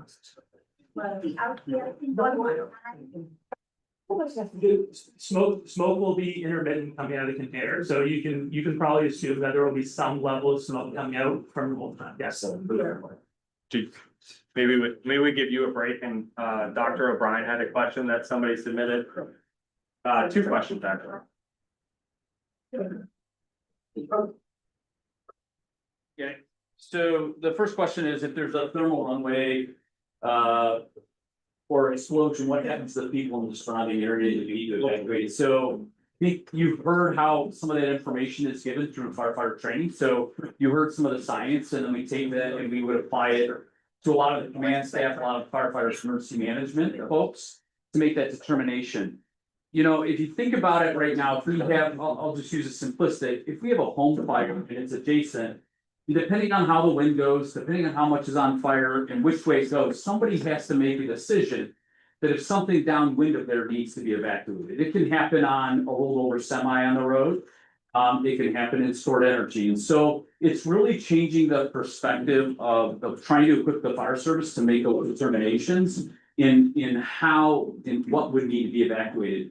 It's, yes, ma'am. That was my question. So basically, I wanted a yes or no answer.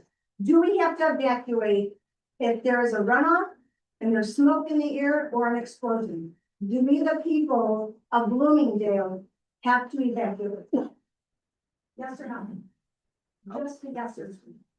When you say Bloomingdale, I am so sorry, I can't answer. Sorry, the township, because they're their township. Do we have to? How far away is, so the township in general? Right there. So do we have to evacuate? we're not gonna evacuate the whole township, no. How about a radius? What's the radius? Somebody that's near there, do we have to evacuate? Yes or no? Is there a common radius that you guys evacuate? So you just heard from the doctor what he shows in the study. And part of what I'm just trying to say, the complication in this is, there's a difference between a small fire and there's a difference between the whole I container. understand that, but if you have a big full blown fire, what is the common? It's probably 200 to 300. That's all you evacuate. Yes, sir. And to be clear, there are no homes from an outer wall within 300 feet of the site. So if that is the answer, that would mean nobody would have to be evacuated. Now, you can evacuate out of your own volition. The fire department, usually out of an abundance of caution, will evacuate people, but that from a scientific standpoint, there's generally not a reason to do so. I asked a question earlier about an alert system. Is there going to be an alert system? For people that live within a mile. Do you have an alert system in this township right now? Tornado. You're saying a tornado or a severe weather siren? Yeah, but Yeah, that goes for You everybody. know, I think that's a good question that happens generally with communities and trying to navigate emergencies. And so I don't know if. You're aware that we just have a volunteer fire department. Yes, sir. And Arlington Township is right across the street, across 24th Avenue. Have they been? That will all take care of it. I will tell you, and I don't. Bloomingdale Township and or Waverly Township is not very far. I think you bring up a great point on mutual aid. So what I would tell you is, it didn't matter if I was in Frankenmuth, Roscommon, up in Traverse City. Any of the training that I do, all of those friends would be involved. I want them to have that information. Now, as for the alerting, I can't speak to that, what the township would do. I can, for VESPER, I can tell you that what we would do, and I think somebody asked this for a question if other townships would be invited to the training. We want everyone to go to training for these systems. If 5 township fire departments want to attend a training, VESPER is happy to pay for that. And why we engage people like Chief O'Brien is that he is qualified to lead those trainings and really connect us to the individuals appropriate within a community to bring those people into the conversation. That is required under NFPA 855. There's an emergency response plan that is required to be conducted by the project before it becomes operational. And people like Chief O'Brien are typically a part of leading those trainings, or with, VESPER Energy would hire somebody like Chief O'Brien to help lead those trainings. So my question to the township board is Arlington Township aware of what's going on? Arlington Township does not have a fire department, and neither does Bangor. But they are right across the street. This site is right across the street. How far away is that? 24th Avenue is the divide. They're north of the power lines. This is gonna be set north of the power lines, so you're well outside the 300 feet. South of the power. No, this is north of the. North of I the see power power line. lines, I see the right away from the power line. No, this is the road, sir. No, right, The 345 kV. that's 50th Street. Yeah, and then Where's the power line? right here. And then north is this way. So the facility is north of that. Those are the main power lines. We all have power lines running through our yards down. Yeah, those are distribution lines. This is the 345 That's the big kV line. transmission. This is what the project. That runs, big line runs east and west. Yeah, and our facility is north. You're gonna be north then. Yes, sir. Correct. There's a big open field there. That yellow Correct. line is And that's where- 3/4 of a mile north of. So that's closer to me than. 3/4 of a mile. So I just have one more question that was written and it says the fire department will be out of funds in 2 years. What happens when we have no fire department? I would say, folks, then I will fully extend Mike O'Brien to this department because take VESPER out of this.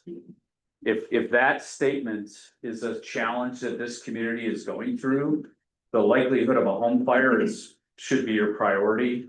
And whatever we need to do to get this community a working fire department, I will pour my energy and soul into. I served as the president of Michigan Fire Chiefs for about 6 years.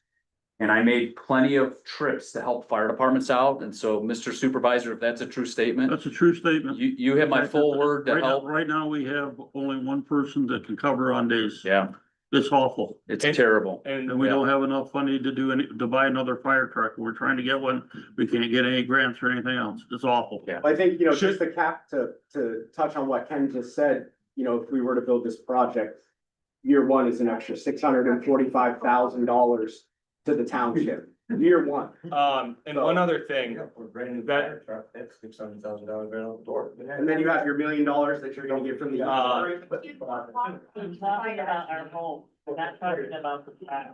one other thing that we. Folks, excuse me.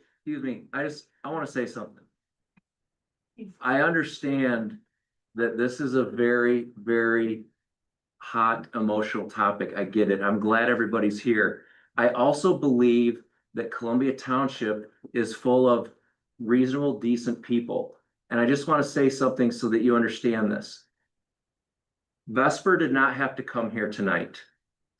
Your state legislature passed PA 233 and your governor voted it into law, which went into effect last November. VESPER could have gone through and pursued state permitting last November according to law. They've gone through expense to bring in several subject matter experts to answer your questions that we've heard along the way. I would just ask that you please be decent. We have questions written down. We'd like to get through them. But if there's all this interruption and talking over people, we're not going to get the information out. Can we go through the written questions first and then we'll do hand raises? Let's just be a little orderly so that everybody can get the information that they want. Could we please do that? Thank you. Thank you. I will, do this now. Why are you attempting to take a wetland instead of an area zoned for industry like Detroit? There are full city blocks which are vacant. So, electrical generation is built and required throughout the state, not just Detroit.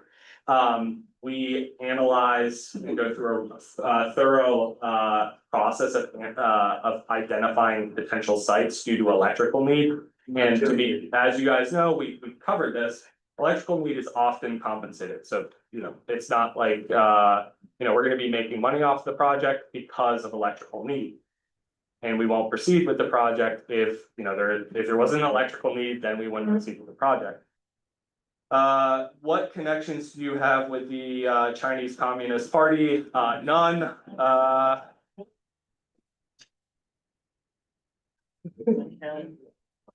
Well, I'm glad we all laughed at that one. I had a senator ask me if they can remotely explode our solar panels. If China did that. A US senator asked me that, so don't. Knowing your public legal history, why should we trust anything you have to say? You are suing Ohio for resisting your takeover. So I think this project is, this question is related to the Kingwood Solar Project that we have in Ohio. The key point is that we are not suing the state of Ohio. We are suing, we are before the Ohio State Supreme Court over an interpretation by the Ohio's Power Siting Board, whether they correctly interpreted the CPCN or the certificate of public convenience and necessity. We're not suing the state of Ohio. That's not correct.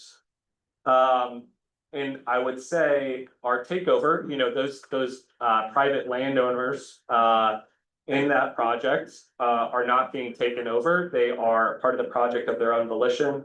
Again, they are acting on their personal property rights to build a facility. How familiar are you with Greene County and Mecosta County relating to Goshen? I'm not familiar with them at all. Do you plan to take land despite city impact?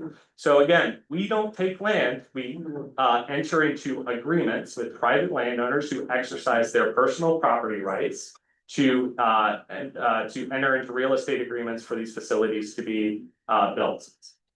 Nobody's taking anything. It's all a part of their God-given rights. So just want to kind of delineate between you know, that kind of concept. And then how many jobs will this bring to the community? During construction, it's approximately 50. During the ongoing operations of the project, anywhere from 2 to 3 jobs will be placed in those communities. These are high-paying jobs. These people will be presumably living in the nearby area, supporting your businesses. And during construction, you know, with 50 individuals on sites, restaurants, hotels in the area will get a lot of business from that. Excuse me, sir? Will that be local help to build that, or are you bring? We strive to use as much local help as possible.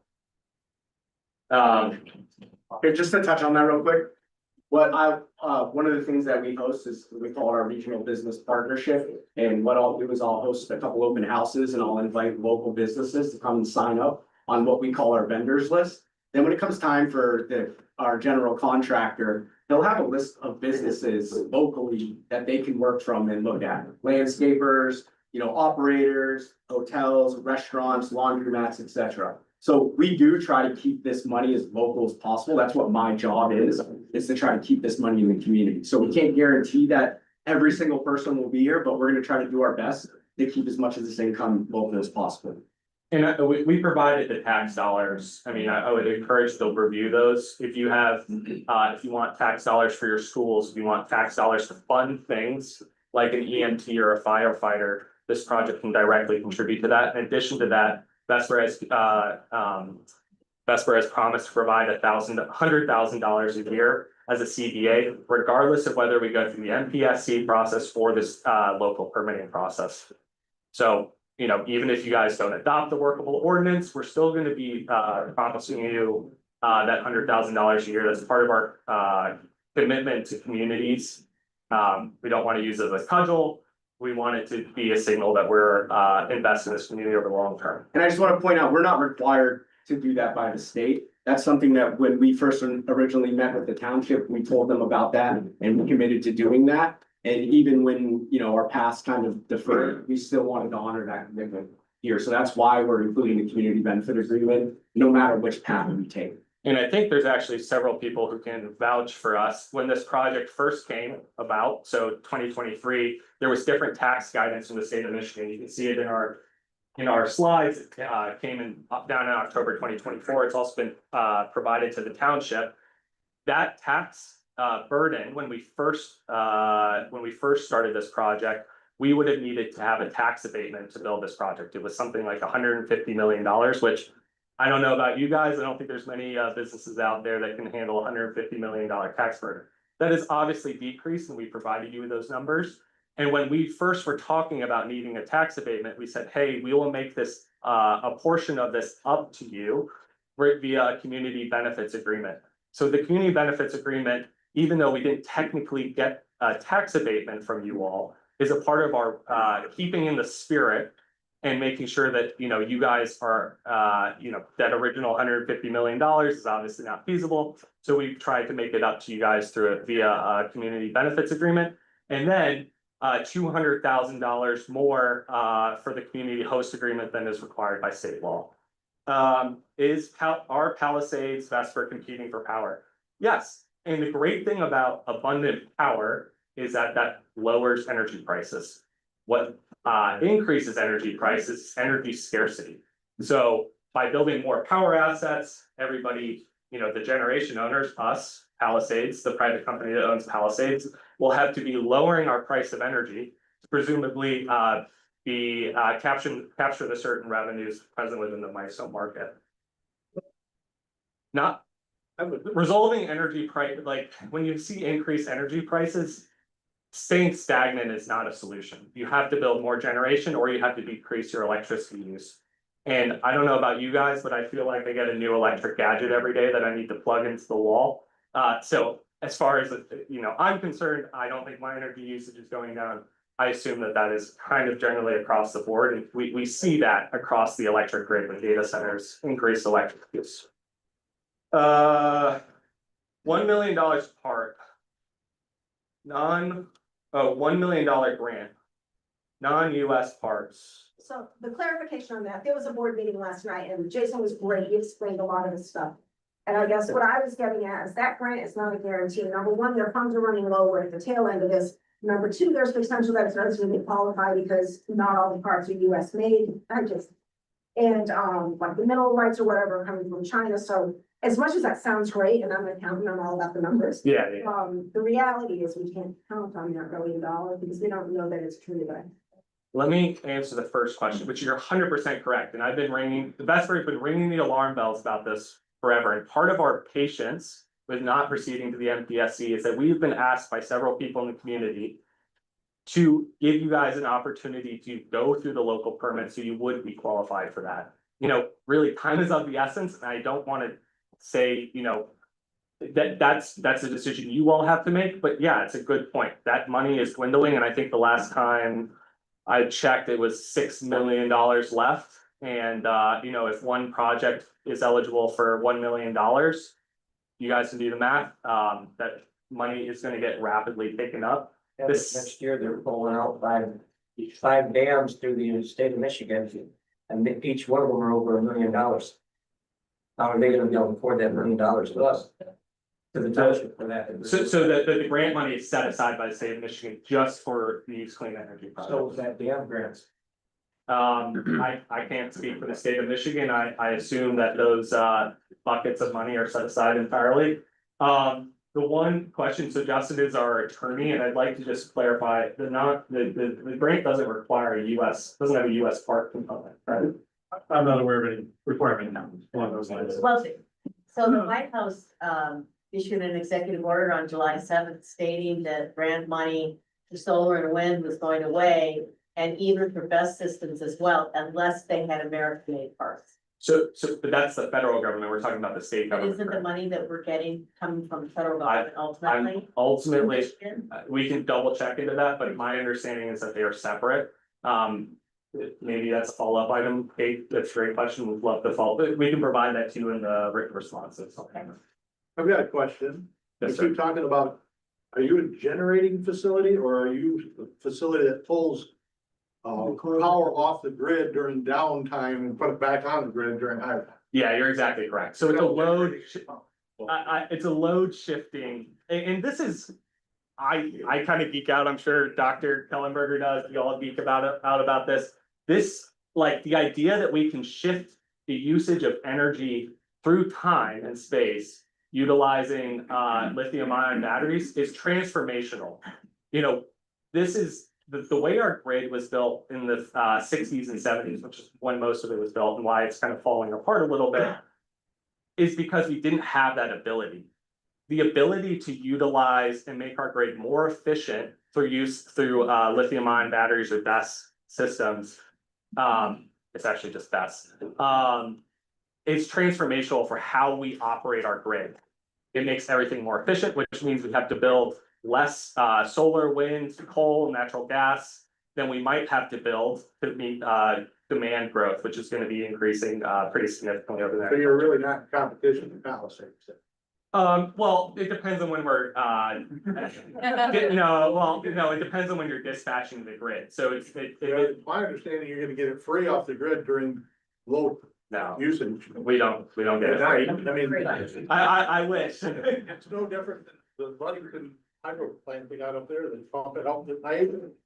Push it back through the turbines and during the. It's not free. What we do is we do charge our system at the lowest cost. And then discharge it when it's highest cost. But the good thing for you as customers is we don't want to waste low cost electricity. Right, it just goes to nowhere. Yeah, it just goes to nowhere, exactly. We want to make our grid as efficient as possible, and these systems are helping transform our grid across the country to help really change the way we operate these grids. So the consumers likes what you're doing, Palisades not, they don't care. Consumers and DT are required by the state of Michigan to acquire these assets. So this isn't, this isn't us just, kind of. Plus the fact there was a comment made about the township getting lower electric rates, that's set by the state. Yeah, and it's also set by consumers. What it does prevent is it can help prevent dramatic price increases from increased demand that we are seeing significantly. So I grew up in Michigan, but I now live in Virginia. My state is the highest data center usage or area in the world. So we have more data. So when you fly into Northern Virginia, you will see data center upon data center upon data center. What has happened to my electric bill is that it's increased about $60 a month. And that's because those data centers are driving huge increases in demand. And that's just, my personal experience with increases in load growth and that kind of thing. That's not everybody's experience, but I can tell you that these are things that people are monitoring, grid operators are monitoring. And to Kate's point, part of one of the aspects of the big beautiful bill is that it was very, the incentives for solar and wind were hit dramatically hard. However, energy storage across the board, across the political spectrum, dispatchable power that you can dispatch within milliseconds is recognized as an incredible asset and value for a community. So that was not hit nearly as hard as other kind of technology. And the reason for that is, there are very few things we can all agree on and our leaders can agree on. But energy storage is kind of one of those ones where they all agree that we need this and pretty desperately on the grid. Our grid's in a leaking faucet, and the battery is the bucket underneath the faucet. Is that power gonna stay in the area here? So it doesn't necessarily stay in the area, it stays within, power unfortunately dissipates, you can't track it unless you have an islanded grid, and then that's a different story. For instance, the plant across the highway from Palisades, you over generating the gas plant. You probably don't realize it, but they sell all their power to the East Coast. They're dumping it on the grid. Yeah, so. Just because it's here doesn't mean it's staying. They must have a way of connecting to the PJM. That used to make our goal. That used to be- dumping on the same line. Justin has more. That used to be true. Consumers Energy purchased that very recently. So that is now a Consumers Energy asset and it's interconnected with the grid that serves. So they just dump it on the same line you're wanting. Build up. Yeah, I can't speak to individual electrons. Right across it. If I could, I would, I think a good way to think about water is power generation. It's a lot like water, travels to the nearest source, flows that way. So, if you're generating in a certain area, it's gonna go out from there. There's no way for us to take it from like right here and like take it a couple states over.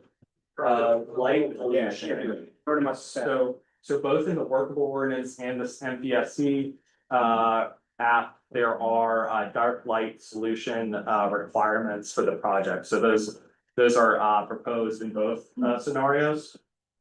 What does that mean exactly? Dark light? Yeah, so Mark, maybe you're the best person to come over this. Sure, so typical dark light solution for the batteries, if you think of the batteries, kind of like the tables that are set up in this room, there will be central lighting systems, so big tower lights. Typically, the height of those lights will be restricted, the spread of the light will be restricted, and the lights will typically turn on motion detectors or only when somebody is on site. So there's restrictions on how the lights will disperse from the light source. And typically the lights are set up such that the light will not spill greatly beyond the project boundaries. So that's what we mean by dark light, just not having the lights on constantly at full brightness. This issue was brought up to us a handful of times about the growers in the area and their lights and everything. So that's why we wanted to address it. All right, I think that is nope, never mind, we got one more. I saw one more on the back of the card here, just talking about the batteries, and it says how many battery cells are in one container. Again, it depends on the size of the container. The battery cells themselves can also be various sizes. So you can think of a battery cell as, I don't know, a good example here, but this big, about 2 inches by 6 inches by 8 inches. That's a typical battery cell in these types of systems. And like I explained, these are then kind of ganged together, usually in packs of 30 to 50-ish to make a module. And then there's typically probably 8 modules in a rack. So you can think of that as 2,000 batteries, cells in each container. Of course, depending on the size of the battery cell. So between 2 and 5,000 maybe, depending on the size. And if you're trying to visualize, think like a baker's rack, right? Yeah. Be a good way. Open up your cabinet, you got your cookies on one, brownies, it's all like that. So it's essentially a baker's cabinet. Well, regardless of what anyone here is asked to think, this is happening. Either by you, by VESPER, or by the state, if the state wants to come in, they can just grab and do it. Unless they find a snail guard. Yeah, as long as there's no terminal kind of kill pill here in regards to design or something in regards to the site. There is a path forward for us to develop this project through the state. We want to do it with you guys. That's why we're here 8 months later, still doing this. We don't want you to do it. Does the state get to reject it, or do they automatically approve? They have to get rejected, so they will take multiple people comments? Justin, you want to comment on that? Yeah.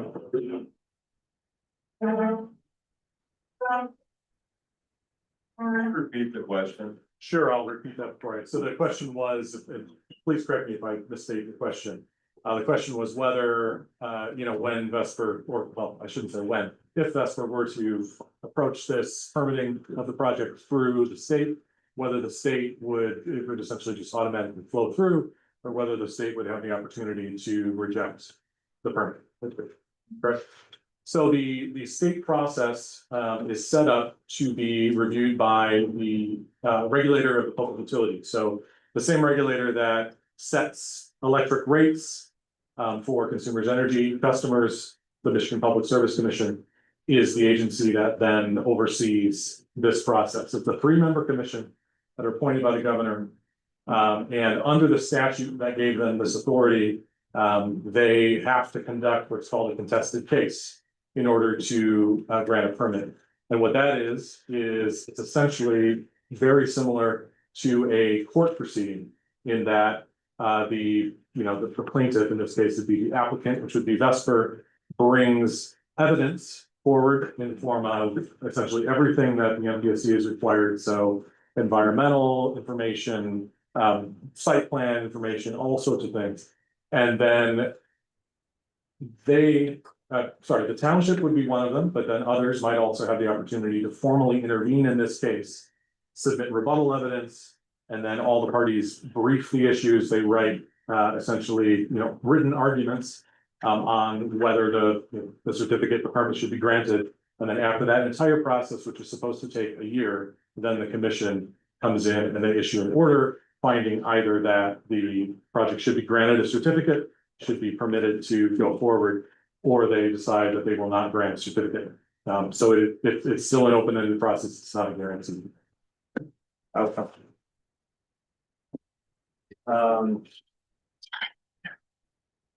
When would construction begin if workable? When if through state? Both are approximately May 27.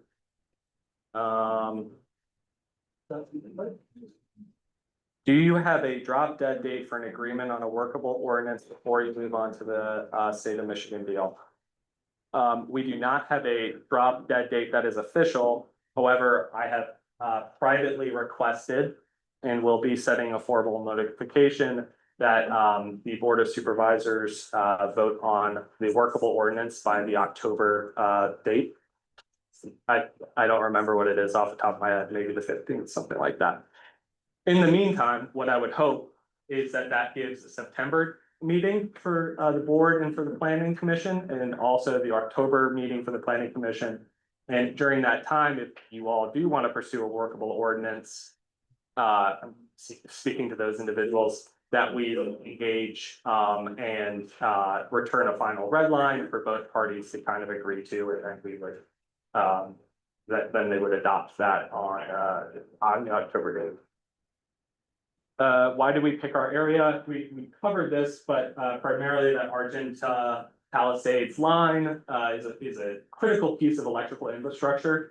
And that line has a lot of available capacity. In addition, that line served as critical infrastructure for the state of Michigan. And because of that, we believe a battery storage facility is appropriate there. Yes, sir. On that note, will there still be available space if Palisades comes back online in a year? Yes. So we go through an interconnection study request with MISO and consumers, and in that study, they projected consumers to go back online. I'm sorry, that was my question. I didn't answer. Yes. And you often also look for areas that have low residents in case there's a catastrophic event, less people to evacuate and also less buzz in the media. I wouldn't frame it that way. I think that when we identify projects, we first start out looking at, one, the transmission line. Two, we then look at environmental factors. And then three, we look at potentially pain point areas for our community. And this particular area we identified as having low population density, and so safety concerns, if you listen to Dr. Ellenberger 30 feet away, those safety concerns can be lessened by placing a facility farther away from homes or residences. Now, all of you all live near grids by your house? We're all connected to the grid, so they're all. So you guys all live near grids, right? Everyone does. We all live on the group. Facility, right? Battery projects? More No. families in harm's I live next door to a substation, not a. potentially put your families in harm's way, correct? You live close to a facility that can potentially put a family in harm's way. When you have a piece of property right now that we don't have to worry about fires, we don't have to worry about explosions, runoffs, or anything, we don't have to worry about our lakes, our wetlands, our families, farmland, produce, we don't have to worry about any of that, but now we have to. And tell me about our fire department. How many fire departments do we have that can actually watch the fire burn because they can't put it out so what kind of training are you teaching these firemen when there's nothing they can do? My brother's a fireman and he was a hazmat firefighter. There's nothing you can do. So what kind of training are you giving these firefighters? Chief O'Brien, can you touch on that a little bit? Well, again, we're looking at the catastrophic side. So at the catastrophic side, first of all, you guys do not monitor every single explosion and runoff. You guys do not monitor all of them. You only monitor some of them. And Google everything. This right here, Google, you guys don't monitor everything. So I don't want to hear about tax dollars, this, that, and oh yeah, making everything hearts and flowers. We don't have a fire department, number one. We have what, one or two in the area. Two, they can't put the fire out.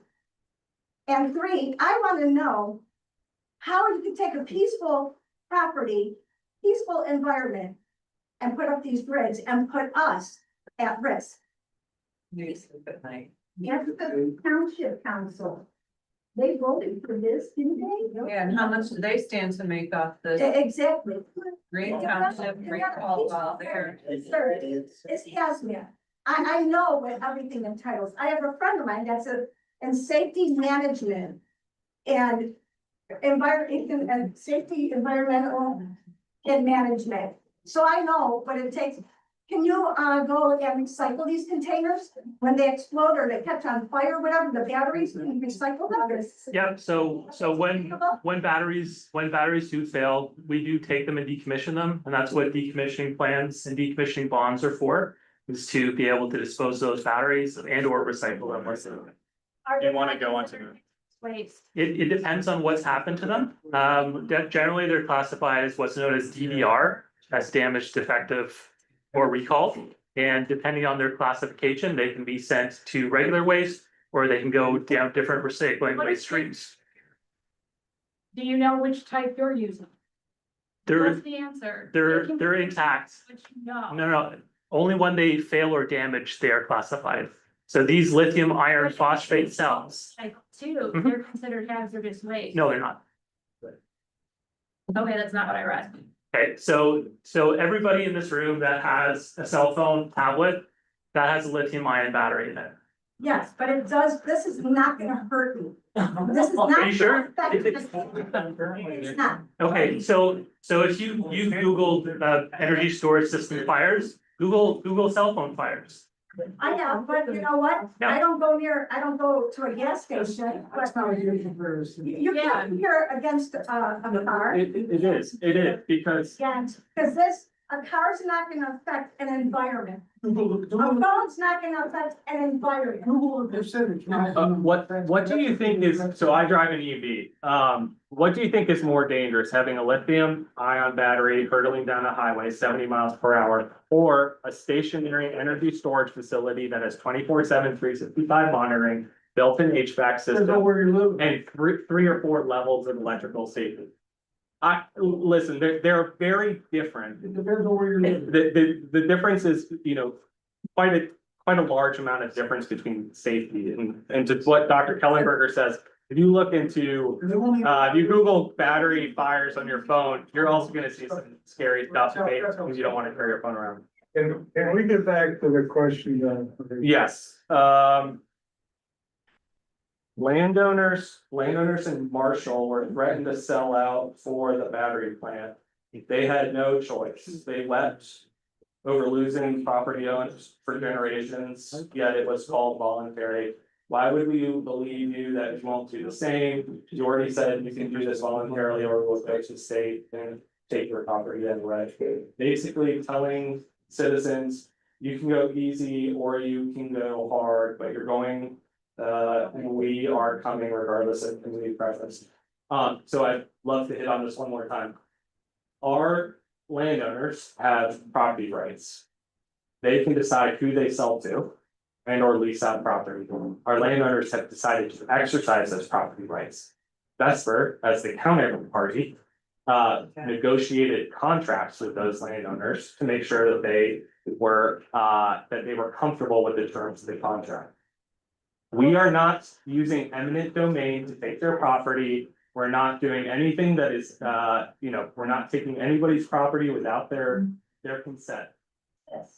But that's their property right, as the property owner to exercise their rights with their property to do as they please. You're moving the goalposts. The premise of the question is that VESPER is taking property. That is not the case. We're not some government entity going in and exercising eminent domain. We're not establishing certain areas, we are working with private landowners to arrive at agreements, just like you would transact on a house. How much more do we get from these landowners to do this? That's private information. I'm assuming it's all going. We are actually trying to get clarity from. So the township has to rezone it for you to do it. Or the workable ordinance will allow it within. So the township has it. Yeah. We still, I would feel like a workable ordinance, so maybe it's good to go back a year. We were working on a workable ordinance. It was at, let's call it the 10-yard line. And then the township decided to go in a different route and pursue a different ordinance. VESPER reviewed that ordinance and did not find it to be appropriate for energy storage facilities, including and not limited to provisions that are more pertinent and appropriate for solar facilities. And so in our view, that makes the project less safe and also impossible to build to, as thing includes solar provisions. Yes, sir? Yeah, so it seems like a lot of you should say, so I'm electrical engineer, about 30 years experience.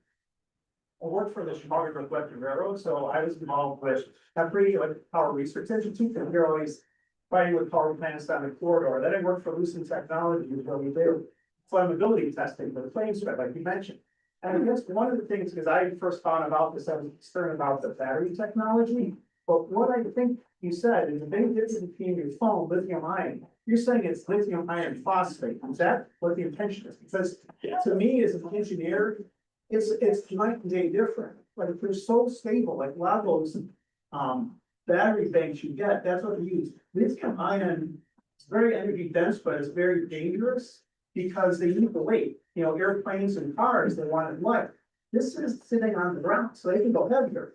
You don't get the energy density, but you get all the steam. So my view, I've done flammability testing, same thing, you pick a line burner, and I make sure that the equipment that is spread to the next cabinet. And it's, you have all the smoke come out, they measure and all that, so I'm familiar with some of that stuff, but I think folks just need to understand you cannot Googling things because it's not always the same. Let's figure out, get to the facts, look at the data, but if anyone's got, I've done some of this stuff. To be honest, I'm up at 51.5 and 8, so I'm not close to the site, so I can't speak the lighting and sound, but from a safety, if that's people's concerns, check the battery technology. Cause that was my main fear, lithium ion versus lithium iron phosphate. Wait there. Yeah, so a lithium iron phosphate cell, as mentioned, it is less energy dense. So in an application like this, where we're not trying to cram as much energy as possible into the smallest amount of space, like in a car, like in a cell phone battery, there is room to have more space to store energy less densely to increase the safety. And that's the reason why typically energy storage projects now use lithium iron phosphate batteries, because that energy density is not needed for grid scale storage projects like this. Are you paying electric fence around your storage facility? So there are rules for fencing. So there are rules for fencing. It's generally not an electric fence. Generally, if there is a study of animals in the area, I know in some locations in Nevada, there's special snake fencing and turtle fencing. If there's any requirements like that to stop critters from getting into the site, that will be a requirement. Typically, fencing required is an 8-foot tall fence with 3 lines of barbed wire on top. And that's done according to National Electric Code. So that's either path, it has to fit National Electric Code. So have you purchased Yes, sir. all of the land on the side of the pavement from 24 or from power lines? to Rich. Trinidad? Sorry, can you, 1 second, can you repeat that, please? I'm Have sorry. you purchased the land on the east side of 50th Street from the power lines to CR 380 on Clinton Avenue? So we are under private agreements with those landowners. We do not own those properties yet. Yeah. Yeah. Okay. Our brother were in tax. We bought up the power line. We bought up to the power lines, Okay, to the south. south. Okay. We have the 15 acres on the corner of 50th and 24th Avenue. And so your project comes up to the power line, if you're saying that. Then you butt up against my property. No, we butt up against the power line. Well, okay, and on the other side of the, Yeah, but to be clear, I mean, our engineers double check this, so we're not within 300 feet distance of any residence or structure. That's not participating in the project. And so the transmission, I'm sorry, the transmission line, I think, is probably 150 feet wide. And then maybe, I'm getting indications that's wider than that. And so I understand that you're south of the transmission line, but from a we bought up to the. there is a major piece of electrical infrastructure between you and our property. Is the connection between the high voltage power line, your facility, above ground or below ground? Above ground. It always has to be above ground. Above ground across the 24th Avenue down. Yeah. I think we'll just be across the east-west road that goes along the power line. I know it's small, and again, we'll be providing this handout via the public, so you can all review it. Can you show the streets on that site, where are the streets? This is 50th. 50th Street, and then our connection is right here to the power line, and that'll be above ground. And then, I mean, That look like the connection. it's a pretty, if you seen a substation before that connects, it's exactly that. It's this portion of the project is just a substation. So, you know, I know it says switchyard, but it's just a substation, just like you've seen a million times. Maybe not a million, maybe 100 times. I have two questions. Yes, sir. One, how much water are you getting well? Folks, you can't hear the questions? I'm concerned about my aquifer, and I'm real close. How much water do you need? How big a well? What's the draw? My understanding is we try not to utilize water to extinguish fires. So that we may not need any. Use the cooling. Yeah, so those are already self-contained within the system. I know we gotta get water from They're already self-contained within the system. Either recycled, or we use as recycled. There's air cooling systems and a liquid electrolyte that's marked in. So that Sungrow Power Titan 2.0 battery that was mentioned earlier as a potential for this site. That is a liquid cooled battery. So much like your car radiator, there's a liquid coolant that goes through that. Yes, correct. Yeah. So you'll probably have a well there for bathroom, whatever, but. Yeah, we might have generally have an on-site facility for the people who are operating or they're not operating the facility, but they're maintenance I technicians. was just concerned you were gonna sink a six. No. My water. No, the great thing, yeah, it's a wonderful question. And this goes back to what Chief O'Brien and Mark really hit on. And I think we've been consistent from the very beginning is that we do not want to utilize water on these facilities because it does not actually make the system any more safe. It doesn't extinguish the fire. And so one of the benefits of that is that you do not need to build a well. So you just need domestic water. Yes, whatever, tapping a water line for that. Second question I have, I've got, spent the last 20 years as a roadway bridge inspector. Yes, sir. Working for consulting engineers in Michigan DOT, Indiana DOT, Kentucky Transportation Cabinet, and Tennessee DOT. You mentioned, it was mentioned that no building permits are needed. That's Michigan state law. It's part of the work ordinance. Understand, who has oversight? Explain that to him. I don't think he understands. Because I understand how contractors work. Yeah. Because my job was to make contractors do what they're supposed to do. Yeah, I think that is something that remains open-ended, open-ended question about a original permit, but a lot of, maybe Justin is. I'll let Justin finish up this point, but like a lot of renewable energy developers or clean energy developers, even though they are not required to go through a building permit process, they often do because it's just kind of goodwill side of the thing. And so Justin can kind of talk about who would be the appropriate authority having jurisdiction over that. Yeah, I don't have, I think, really much to add to that. It's usually, and I don't know of really any developer that I've ever worked with who has pressed the issue of whether state law, exempts generation, transmission, and distribution projects. The background is you have building permits or DEQ permits or permits, and then you've got some that oversees that. You got a quality assurance program for the construction? Yeah, we have a CO. Everybody does. Yeah. That doesn't alleviate people from cutting corners. Well, it's a great point though, talking about the building permit in context of the workable ordinance versus the MPSC path. So a lot of the workable ordinance, the vast majority of the requirements present for the MPSC path are still present within the workable ordinance, but they'd be done under the framework of applying for a building permit. Well, which leads me to the township board. Do we have the qualified people to oversee this project being done? Yeah, who's gonna be the building inspector? Maybe a follow-up question, whoever would be, is it the township that is the enforcing agency? We have electrical inspectors, now how qualified they are for they're not capable of something this big, but. So what I would say is both the state building code, NFPA 55, all interlocal allow the township to secure technical people to support your electrical inspector.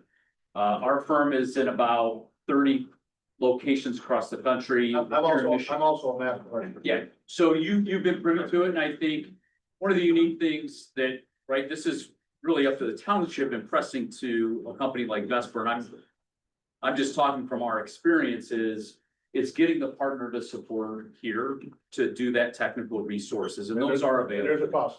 I do believe within the workable ordinance that there is a provision, So does the township end up with the liability if you do your local rather than the state? I'm more in favor of saying, hey, Mr. State, you've got all the resources to do this.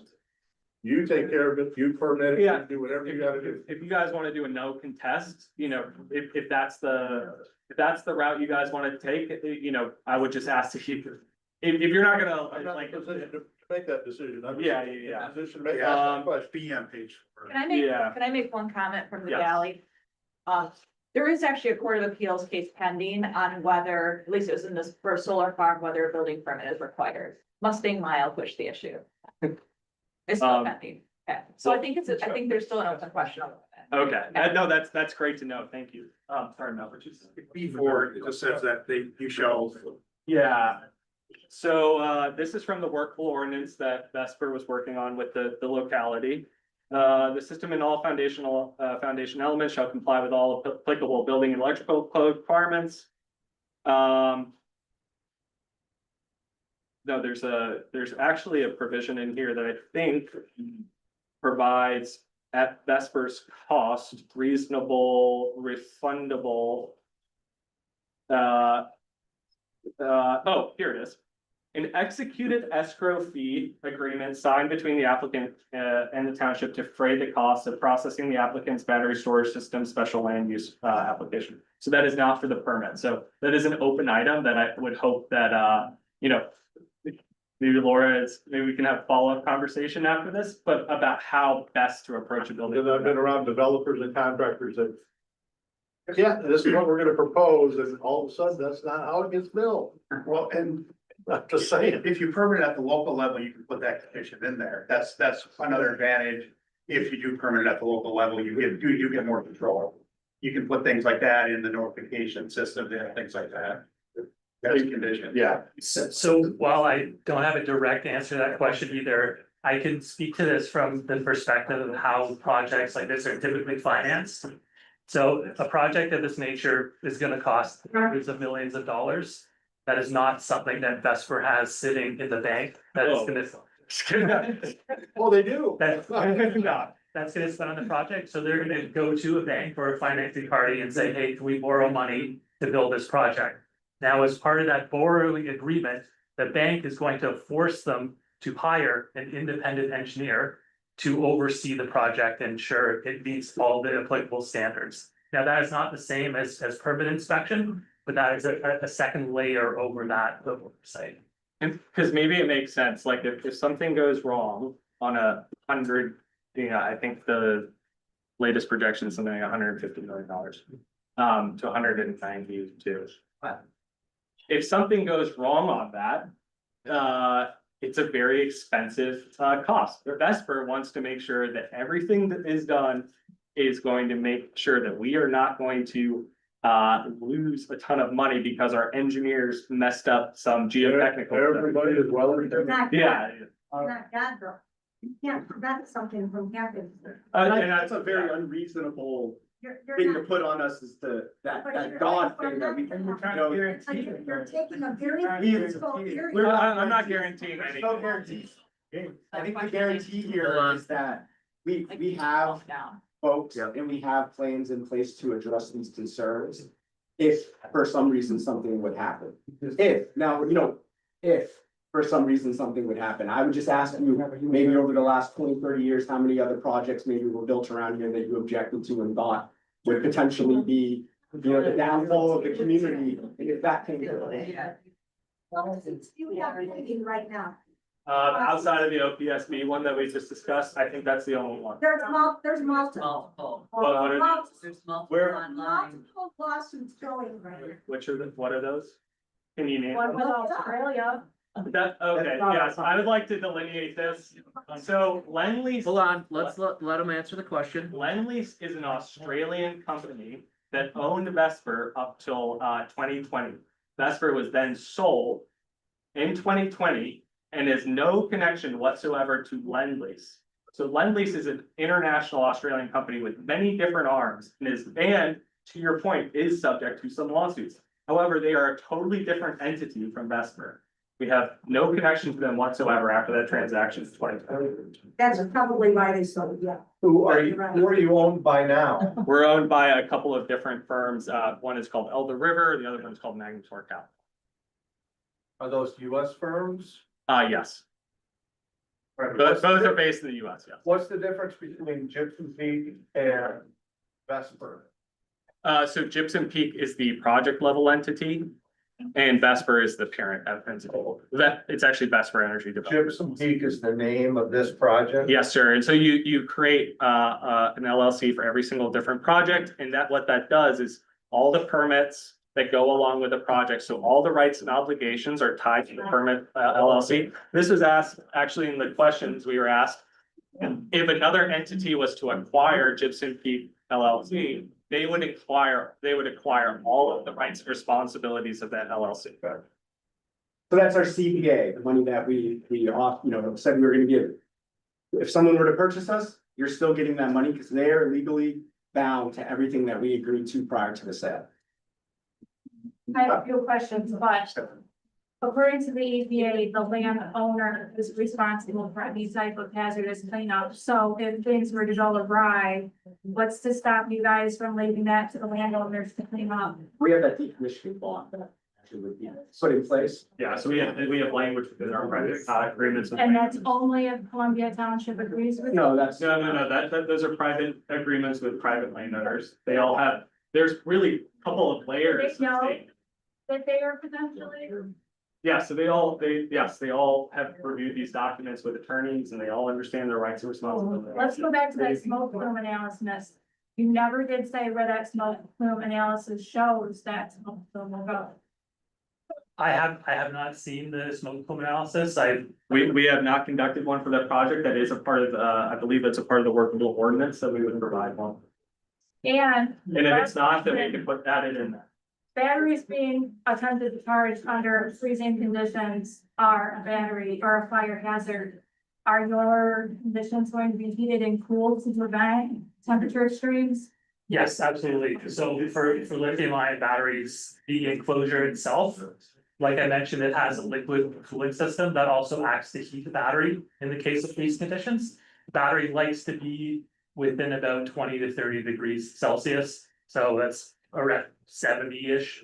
So the battery control system will keep the battery temperature to within that range. Yeah. And I know the one thing that we haven't discussed is power is generated AC, alternating current, you store DC. There's a bunch of capacitors involved with this project, right? How do you convert back and forth? So I did touch on that earlier. So they use, typically the battery storage system consists of the batteries themselves. And what's known as a PCS or a power conversion system. So this PCS is capacitor. They're slightly different. Is it sexual power? Yeah, it switches and it rectifies the power there. But yes, that is a component of the battery storage systems. And on modern systems like this Power Titan 2.0 system that I've discussed several times, that has that power conversion equipment built into the battery container. And if it's not built into the battery container, it would be a separate, smaller container next to the battery. Excuse me, gentleman in the Michiganats had his hand raised for a long time. I think we should recognize him. You guys keep saying that you are very detail oriented and you're gonna take down to the smallest details, right? You guys are gonna look at everything. These flyers went out and right on them, they say light refreshments and snacks provided. Right there, you guys didn't follow through. First thing on North Tire, someone dropped the ball. It's the most simple thing, but it was overlooked. We've been sitting here for 2 hours, nothing to drink. So I'll take the blame for that. I was supposed to bring the light refreshments and stuff.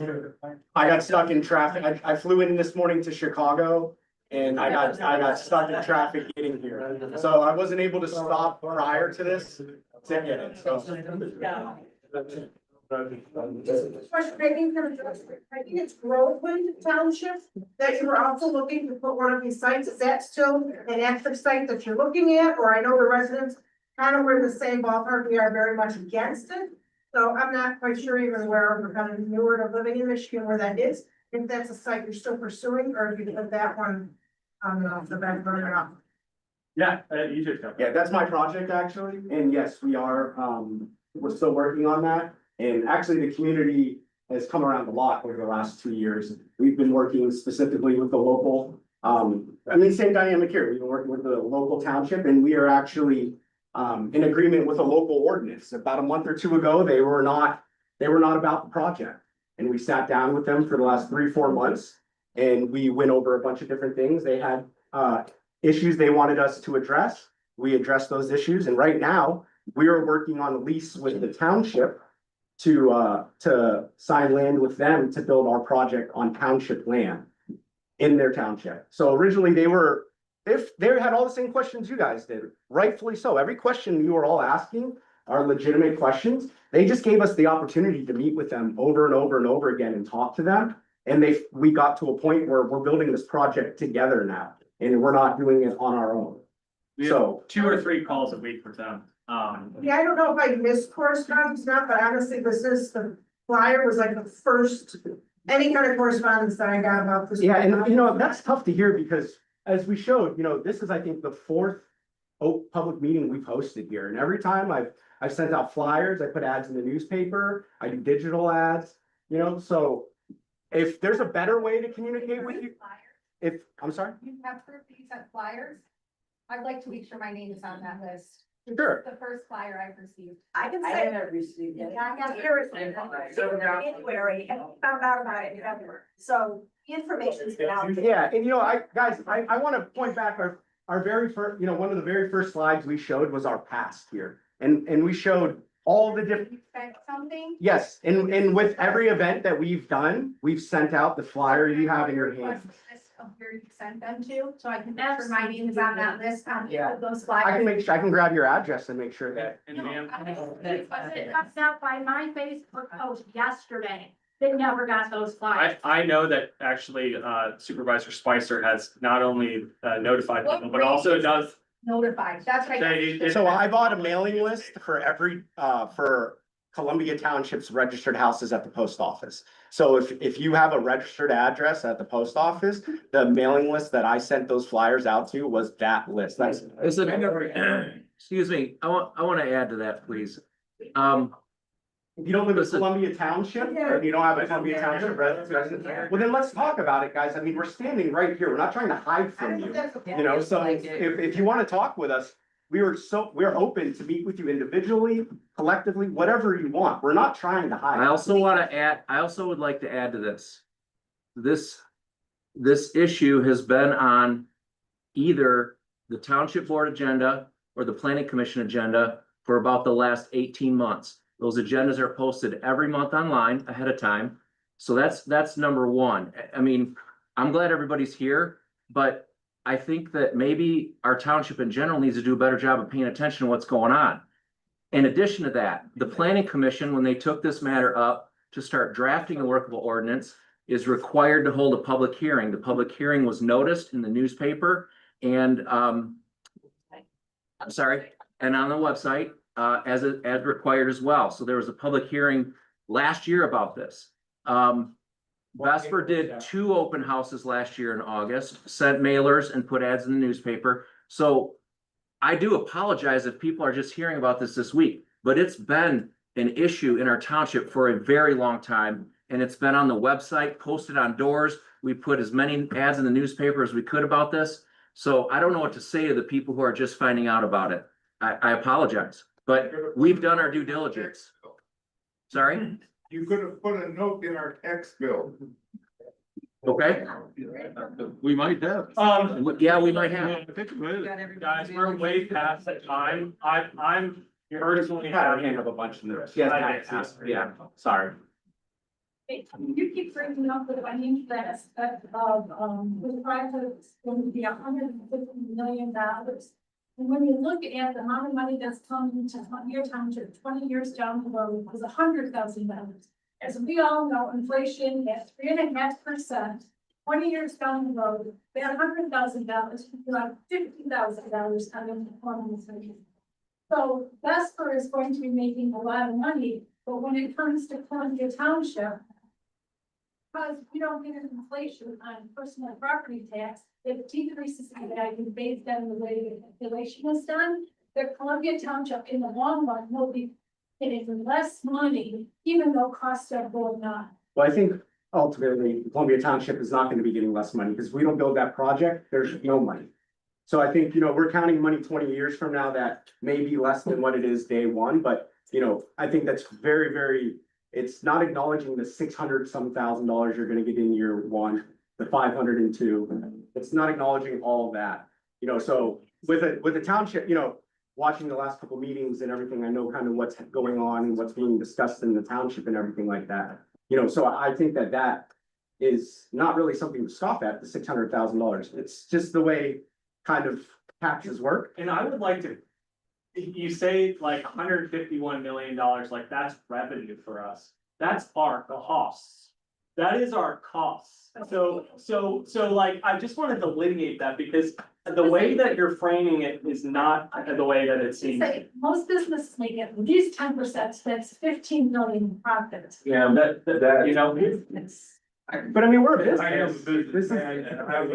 Yeah, I mean, and I think maybe the fact that that you're hooked on that should give you a little bit more reassurance that we're gonna do all the things that we need to do to ensure that we are making our profits on this. If we build a poor operating battery that's not running, that's breaking down all the time, we're not making our money. We're not doing a good job in the business.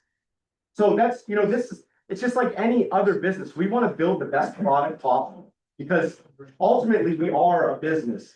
It is no additional money to Columbia Township. It doesn't matter whether once you put in 100.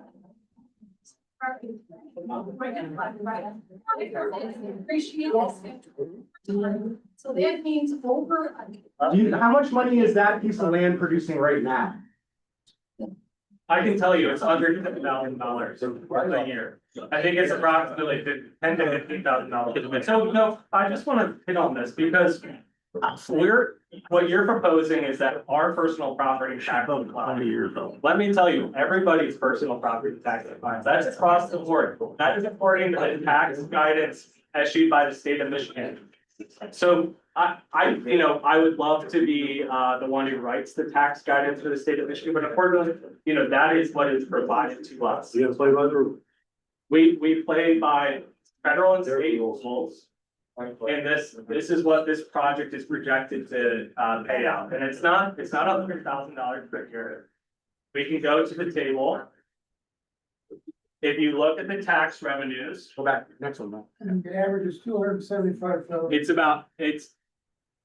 It's this number, just to the township, and that's just to the township. That's not to the local school, that's not to the independent school district, that's not to the county, which you are all part of. So, I just want to clarify that it is not $100,000 per year. That is the community benefits agreement, which is separate from the tax money, which is separate from the Eagle grant, which is separate from the RRCA.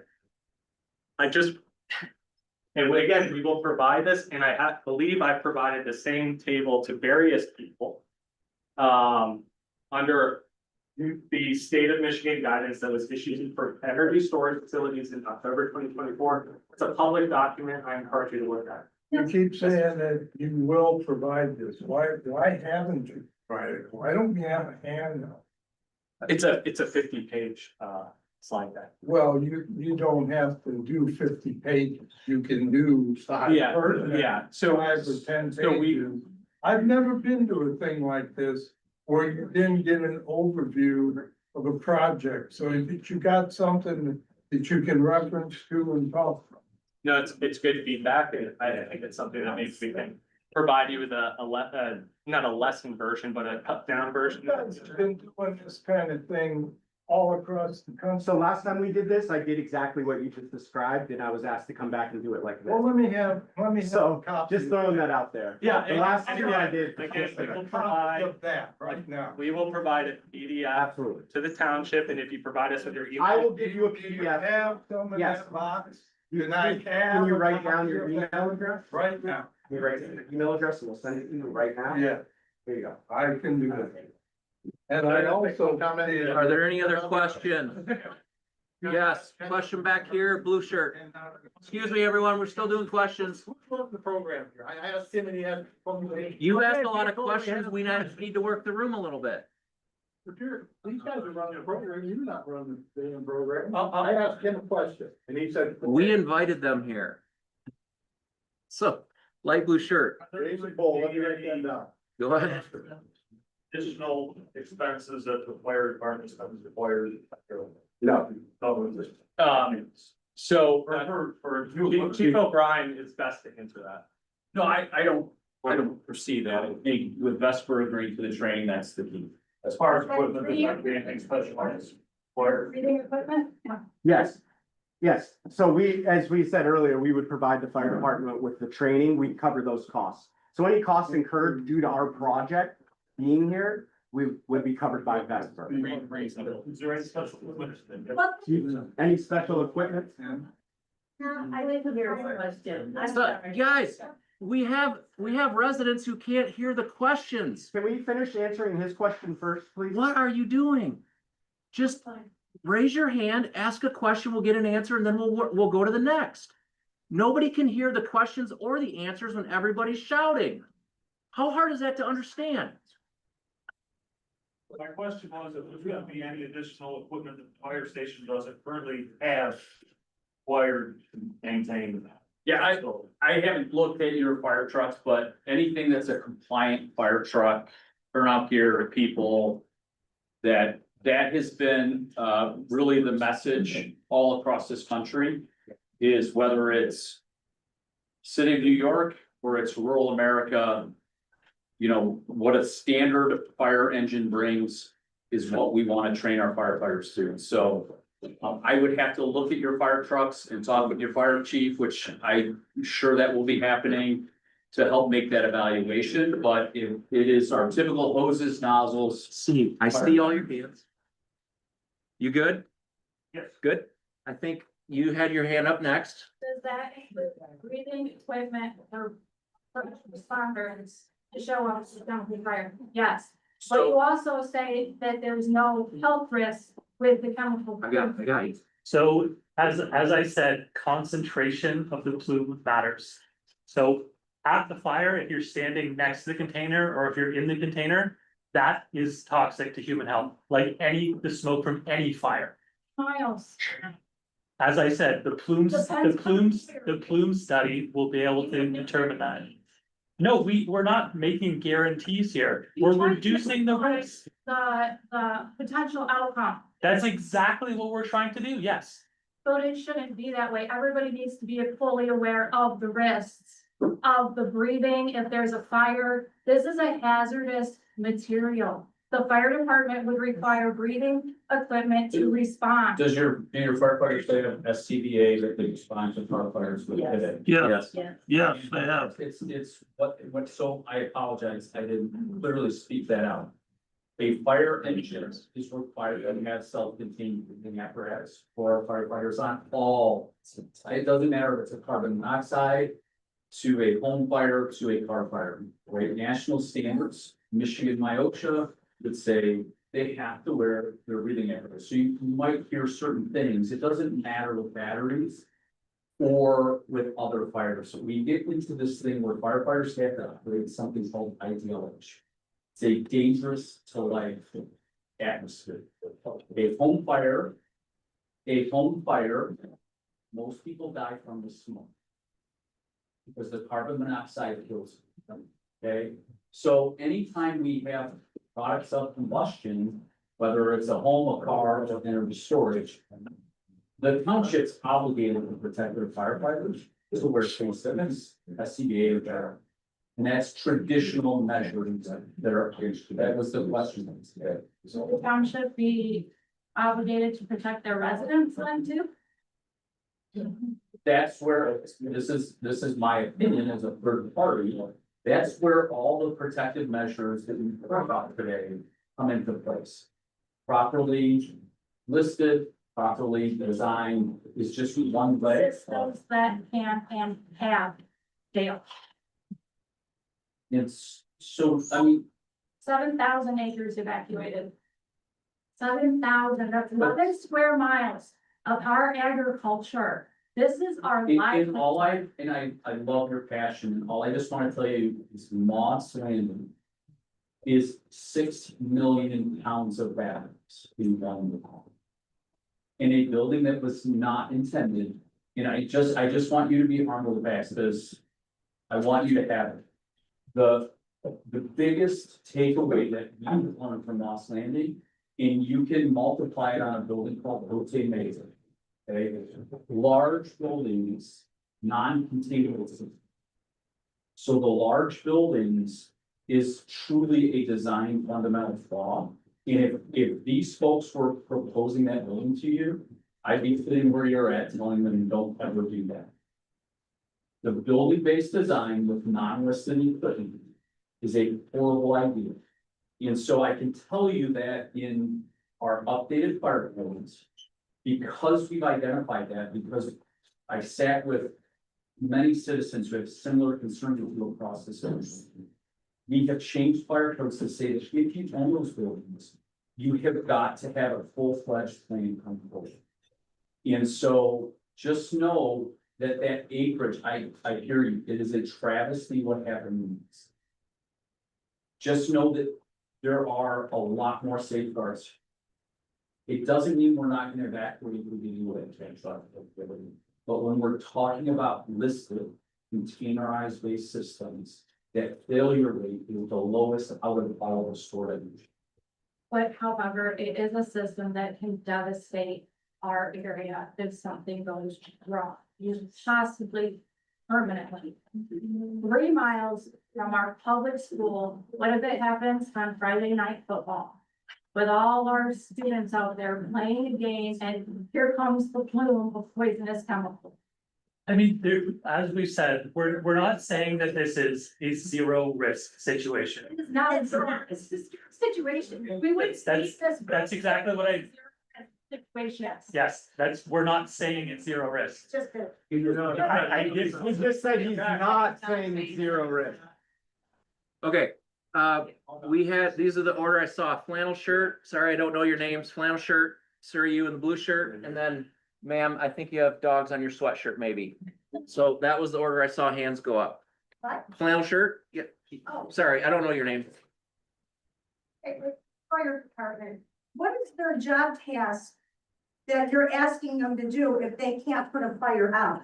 There are other measures that need to take place. So you heard from the good doctor, from time to time, we need to direct strings onto the adjacent units depending on what is being presented. And so their actions can be in a lot of different ways of what needs to happen, depending on, again, this magnitude of incidents that could come in front of them. And so that is typically a lot of their action. I'll be frank with you, there are some fire departments that go and they leave. Call us back, get scratched up, and that's happened in a couple of those battles in the state. For the most part, it's a couple companies, which is when we say couple companies, a couple fire trucks. They're working with the on-site operator who's getting intel from, you saw the picture that had all the components of the batteries. So the battery management system is taking information, and not just from the user that's having an incident, but from the adjacent. And so we call that unified incident command. Right now, our fire service is very used to, right? I see the sheriff here, right? We do unified incident command on a lot of things, but the owner management would come in. And depending on all the things you're talking about, if the smoke isn't leaving every 100 feet, their role is practically different than that unified command. So If you that can smoke, whatever you want off them. what's going 500 feet, it might have to change. And so that's that part that we have to deal with. It's not just stand there and do nothing. They're already state. And it's hard to believe, but believe it, we're getting intel and inputs that are gonna help them drive financial decisions on what price next. Because everyone we have one inspector insurance. I mean, that they can actually do. How can they help us? They can't help us. They can't stop the gas flows to the air. They can't stop that. They can't put the fires out. They can't stop an explosion. You know, and I mean, the thing is, we're a peaceful community and you're really potentially affecting our lives here. Over millions of dollars. And this is So I don't understand where we're all coming from here and why we are irate that the fact that our homes that we've come to know and love and raise children and everything, our safe haven here is now being turned upside down. And it's really hard to chew. We don't like the guys here. We don't. But you make it sound like, oh, well, too bad. Listen, It's terrible. I'm sorry, what's your name? Diana. Hi, Diana, I'm Mike. Listen, VESPER contacted me a couple weeks ago to help. So when you say you guys, I'm part of just. And I have 100%, I understand what you're saying, and unfortunately, in many cases, our world is the same. And I don't, who's your trash provider? That's why I started. That carries 20. And I don't know how they power this trucks, but where I'm on the other part of the other side of Michigan. We have CNG vans that are powering our. There's a risk. And one of those catches on fire, I have to evacuate 2,000 feet and all those. 2,000 feet, but we look at that. Lay the word No, from compressed naturally. And so, yeah, and so there's a lot of hazards that into our communities, and it's just. This is so different. This really, this is different. You're talking about something potentially catastrophic from you guys versus a car collision or a battery and a phone exploding. It affects me. Yeah. It doesn't affect 7,000 miles and other people. It affects me. My car collision affects me and the person that I hit or they hit me. That's what that affects. But what you guys are creating is something that's going to affect hundreds of people, thousands, whatever it is. That's you're affecting. I don't mean you, but VESPER. That's who they're affecting. And I have a problem with that. I happen to love nature. I love my wetlands. I live on a lake. There's multiple lakes, a river, that everything can potentially be affected by this. I don't like it here, and I don't think anybody else does either. Okay, thank you. Was it Diana or Diane? Taxes here, so. Sir, question. At the risk of being highly unpopular in this room, I've had family that has lived in Columbia Township since 1906. I'm living in my great grandparents' old homestead from 1906. I find value in battery or electrical storage of batteries. I find I'm much more positive about that than having a bunch of windmills, solar panels and these.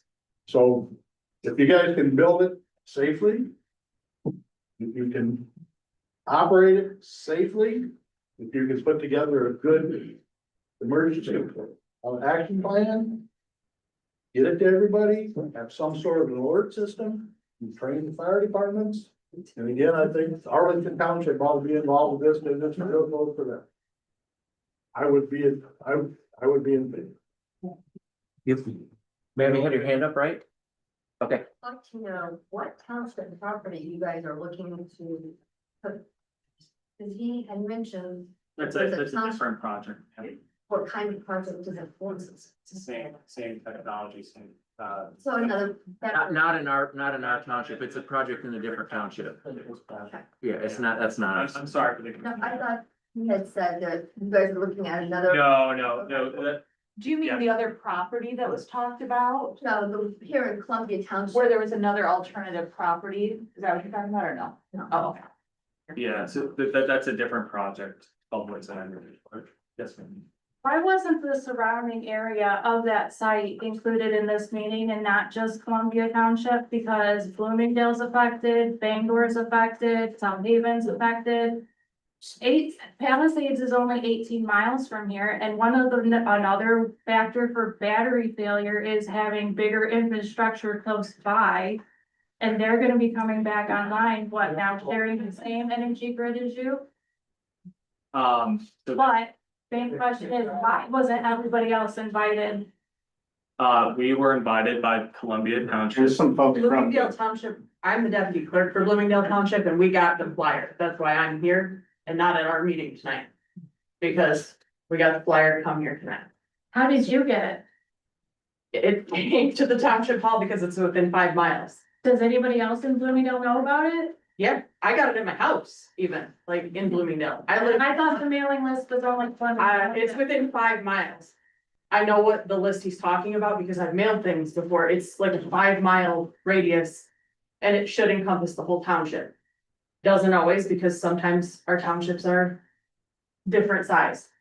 I tend to go off a different list, so I'll give you a heads up on. Yeah, better list, yeah. What to ask from the post office. I'll get you that, or just call your clerk. She's got everybody. But I got it at 46th and Baseline. At my personal house. That's where I got it because I'm within 5 miles of Columbia Township. So. You asked a lot of separate questions. Yes. Sorry, he did have his hand up. Yeah. Okay, yes, sir. I understand about this, it's basically it's gonna happen. My question and my problem is the noise decibel. That's, a train at its tracks within 10 feet is 65 to 88 decibels. I can hear a train going down a mile away. I live well within that mile. The train comes and goes, so your stuff's gonna be 24/7. And I don't really care to hear that 24/7. Yeah, so the noise of the system, It doesn't go down that much. I've just explained exactly the same thing. Your noise decibels are still gonna carry.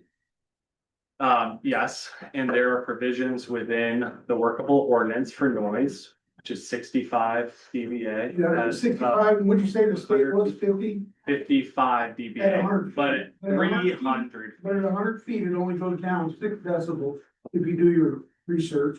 So the 65 only goes down 6, so we're still at 59, which is still higher than the state. And then there would be, maybe Marcus. I was gonna say that is unattenuated, so VESPER would likely have to put some kind of noise block in. Would likely have to, but that's what I'm asking, are you going to? Because I really don't care to hear that noise 24/7. I think it's to meet the workable ordinance, yeah, we would likely have to do that. And let me tell you, the workable. That's a lot of noise. Your house, for example, the noise ordinance reads that you have to keep your house at 65 dBA. So, let's just be abundantly clear that that would be the same standard that you are held to. For your for any noise you may produce. And now the difference is that we will have to be held by the workable ordinance, and we will be. I know you guys will be wanting to catch us slip up, so we will have to be doing as much as possible to make sure we're in alignment with that. And can anybody comment on the actual decibel levels that a train is? Yeah, I actually have that right here. Just throwing this out here, it does say that this is from the Federal Railroad Administration. Train horns operate at a maximum volume of 110 decibels, so that's your horn. And then your rumble, your minimum volume is 96 decibels. So noise level of the Federal Railroad Administration says that's what we all the time from our sound team. Yeah. So this doesn't, the 65 on this is Westwood uses this to do their sound, it's at the property line would be a busy restaurant. So it's, so that's assuming you'd be on our property, that you went onto our property and you're standing on our property line. Right behind your property. But you would never go onto our property the 300 feet that the ordinance and everything like that, right? No, so the 300 feet is measured from the outer wall of outer structures. So that would be the NPSC requirement, which was 55 dBA. at 300 feet. So that's really the clear, that's really important. I can't make any promises. I'm not a noise engineer. What you're saying is not right. I'm gonna hit the 24/7. The other thing that you guys did about the electric load go down, that's correct. They don't go down. Nobody said your Nobody electric bill. said. We specifically said your electric bill would not go down. We've changed that language because the load growth in our country is so astronomical that there's no, that we are not preventing your bills from going down. What we are hopefully going to prevent is them from spiking significantly due to, like, the load growth in this country, if you look at the charts, it should concern you. And you should be very, very worried about, you know, about not upgrading our grid to accommodate. The grid is the problem, not the solar. This is the grid. We are part of the This is grid. the grid. You would be part of upgrading our grid and accommodating. One of the existing grid, which is you're not adding nothing. You're not. No, but we're making the grid more efficient. No different than my car battery. That's all you are. No, your car battery is a lead acid battery. It's not. I'm saying the storage, you're storing it and then I use it when I need it. That's Yes, exactly- but that is an efficiency measure. But you are not generating nothing. There We're is no capturing energy generation. that you You're capturing wouldn't use energy before. at night Mhm. when it's lower. That you're rates. paying for and you're not using. Hold on, at lower rates, and then during the day, Mhm. you're making the thing. So the electric rates are not gonna go down, and your brownout thing. So you don't think that capturing that excess energy that's being wasted, that you're all paying for anyway right now, and taking that energy and putting it back into the grid wouldn't change anything? So the energy just goes out in your head. No, it actually gets shot down. It got into the ground. Yeah. So when you produce, say we have you're producing 100 megawatts of electricity, but you're only using 90. That other 10 megawatts is going into the ground. You're still paying for it though. Maybe it's helpful to understand, have you, Did we get have question you ever answered? upgraded your windows to be like, more, sealed? Like, have you ever upgraded your windows to be more energy efficient, to, you know, have better sealing so that you're not losing more air conditioning or. Yeah, Yeah. got your energy costs down. But that impacted your energy costs, because instead of having to, you know, use so much more electricity, you've now sealed your windows a little bit better, and you know, you can keep that energy within your house. It's not the perfect, you know, comparison, but like, when we're looking to make our grid more energy efficient, this is the energy efficiency part of the calculation. Okay, we had a couple more hands. I think you were next. Yes. I just want a couple of statements and maybe a question here is, thank you guys for coming to answer these questions. I don't think that we're gonna agree. I am afraid of you guys. I am afraid because we live in a very unique situation. We have a lot of water, we have a lot of agriculture, and everything goes perfect. Everything is fine. Everything's so nice, go perfect. So I am really, really afraid of a catastrophe that I can't. They have them, whether we want them to or not, and I'm not sure how that's gonna be contained.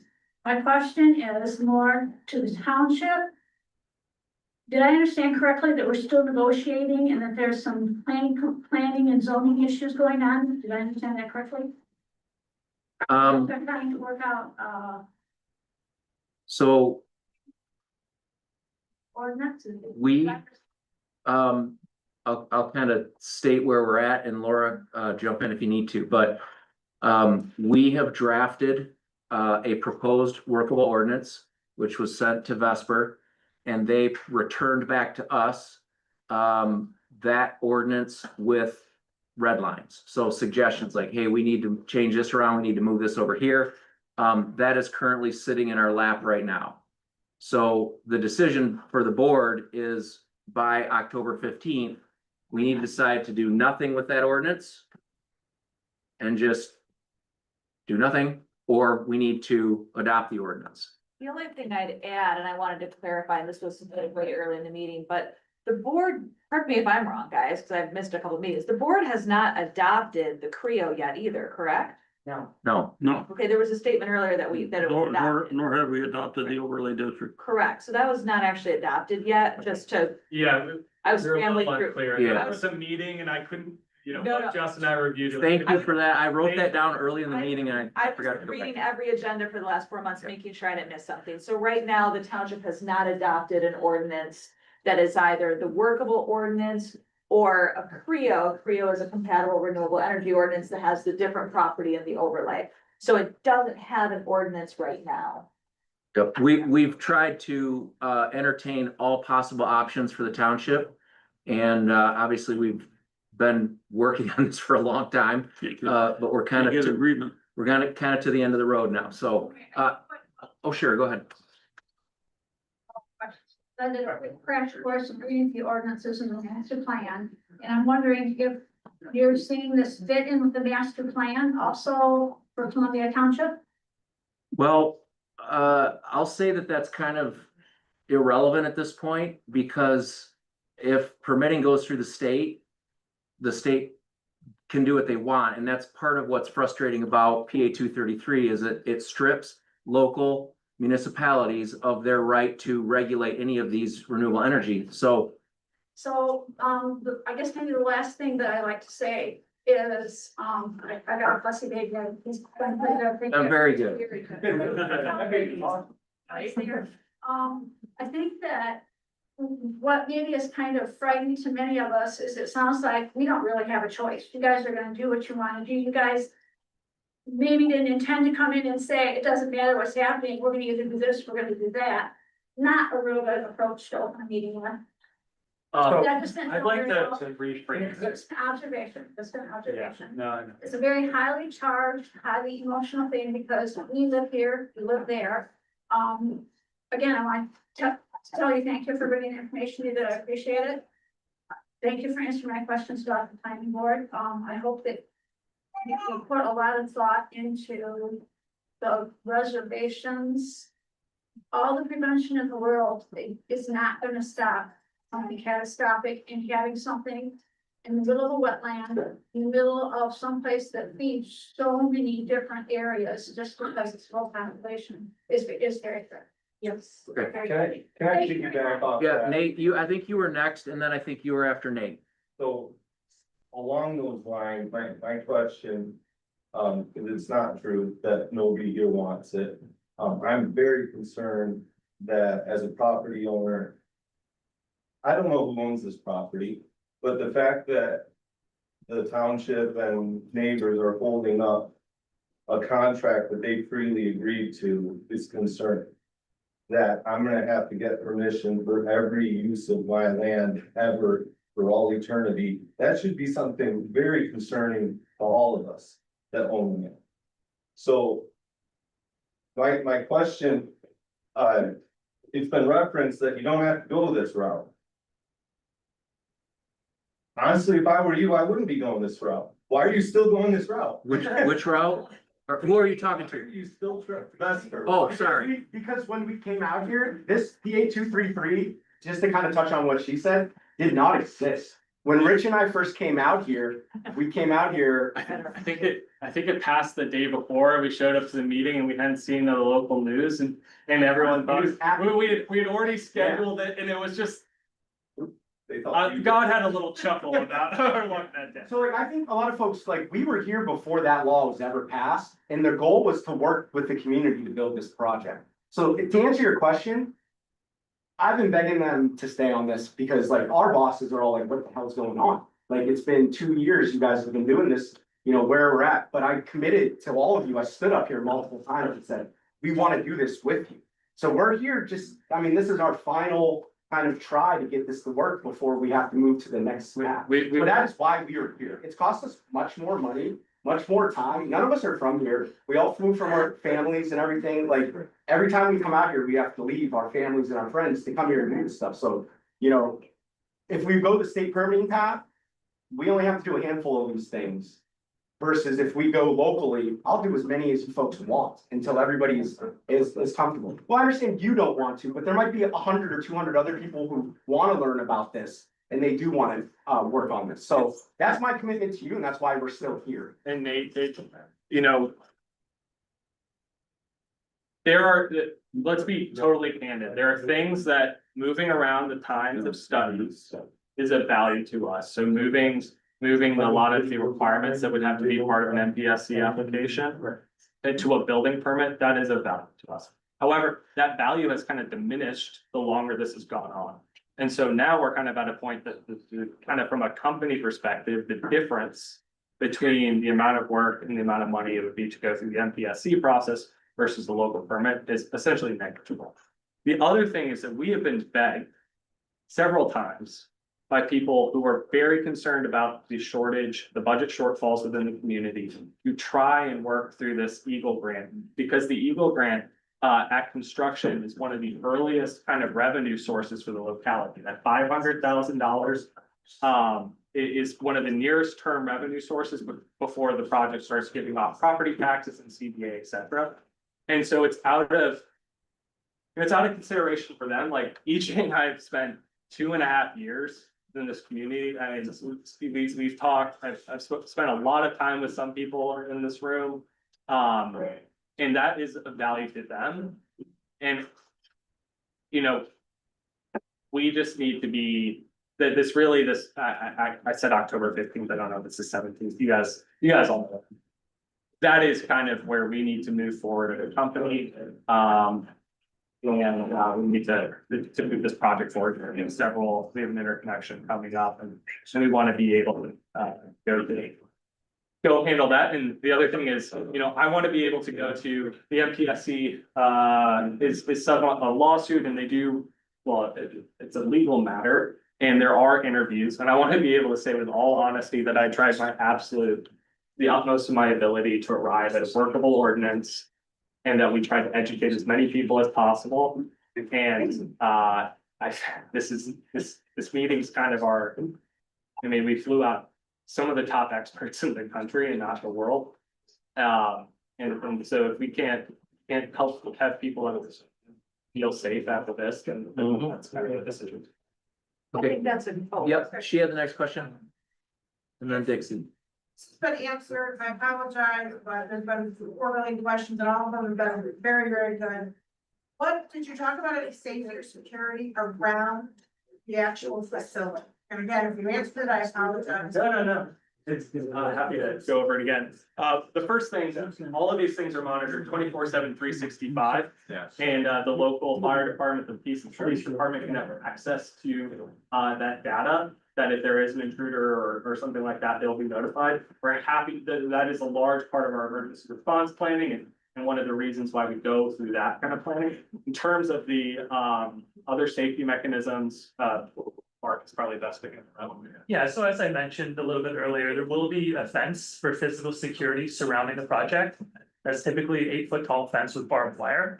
But emergency responders will have access to the site, even if there's nobody else there. They will have a key to enter the site. And they will be fed, as Chief O'Brien said, they will have an emergency response plan that they've helped develop. So they know exactly what is on site, what to do in emergency, how to contact people, how to get into the site, how to stay safe once they get to the site. And we'll train them every year at our own cost. And then to a lot of people's point, there's a lot of volunteer firefighters who take a regular trade session. We're happy to, you know, Chief O'Brien is an example of somebody who conducts that training. We are happy to pay for Chief O'Brien to do ad hoc training for any individuals. We are happy to have that expanded to local townships, South Haven Fire Department, if they'd like to participate. You know, that is like, safety is, from both an economic standpoint and a core value, an incredibly high priority for us. You know, we lose money if the system doesn't operate properly. So we want, from a safety perspective, everything to go perfectly. And then from a core value standpoint, we never want to end up in the news. We don't want to be, in Lost Landing or Otay Mesa, because that can, quite frankly, if you looked at the economic impacts of those specific companies, it's quite significant. So we have economic incentives to make sure that our safety plans are as tight as possible. Do you get good on that? Okay, Dixie. Can you remind me what it was? Yeah, we're going to conduct a noise study because it's not. So you don't know how high or what the ratio? It depends on ambient temperatures outside, it depends on the myriad of factors, it's not a very simple question. Well, I can tell you that it doesn't really matter at the project, at the battery itself, it matters at the property line, which is under the work board and 65.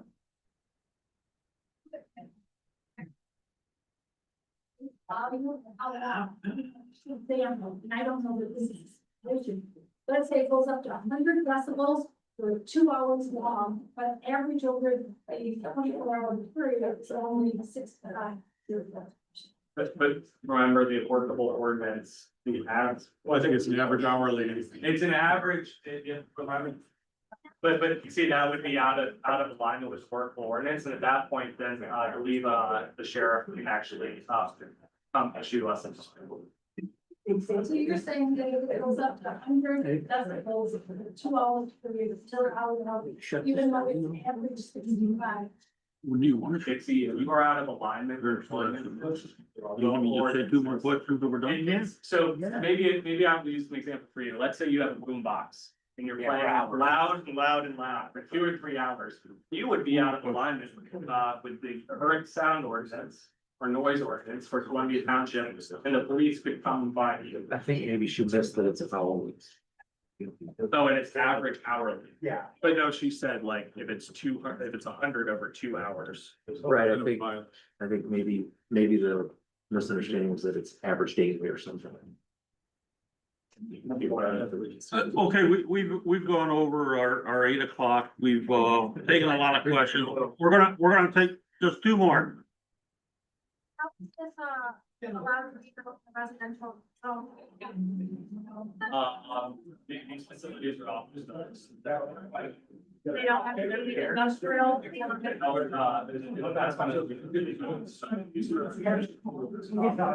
Can you guys hang out for a few minutes if anybody wants to stay for questions? Absolutely. Okay. If anybody still has questions, Vesper is gonna hang out for a few minutes if you want to come up and ask the questions directly. But thank you all for coming. You guys got it. Oh, yeah. Sure. Laura, do we have to do that before questions? We have to adjourn planning commission meeting. Kate, we have to adjourn our meetings. Very helpful. Thank you for coming. Hey, we need to finish our meeting, kind of take the noise, outside somewhere. Kate, you're gonna have to. Thank you. You go first. Sure, go ahead. Adjourned at 9:10. 9:10. You guys already adjourned your meeting? We did. Okay. We're supposed to have time for public comment at this time. Guys. No public comment. No public comment. Adjourning of the township board at 9:10. Okay, we're adjourned. How was that, Laura? That's.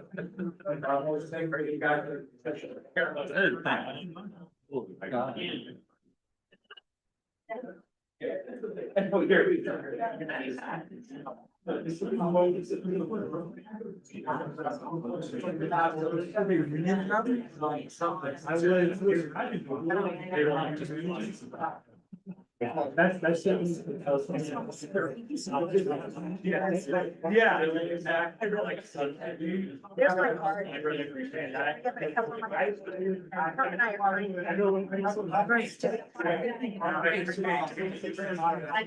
I'm so glad. Yes, I can. Bye. Well, Sure. I'm sure you can tell. And it's hard. It's hard to. Trying to figure it out. And it's. Exhausting. I don't know what else to do.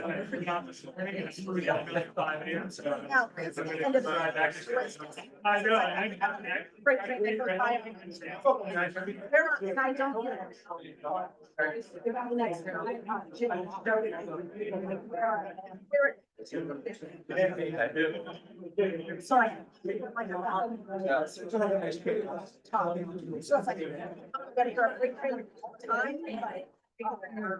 But yeah, otherwise. Well, and I'm not a son, but.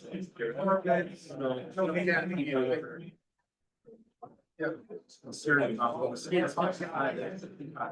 Again, the state's 55 at 300, 65 at the property line. And sometimes I can hear jingling, sometimes I can't. I'm like, and it's very depends on the case. You know, different, how much air conditioner, you know, like, I don't know. Well, maybe. And I'm trying.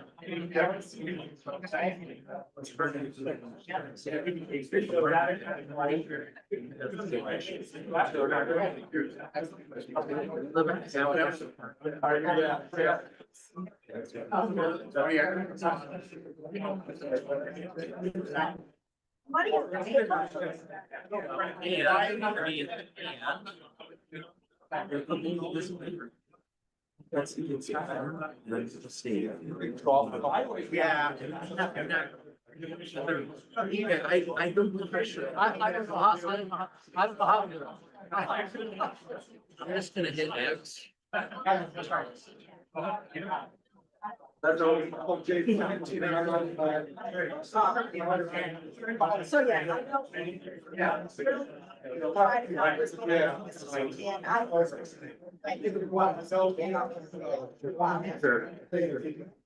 I mean, that's all we've been doing.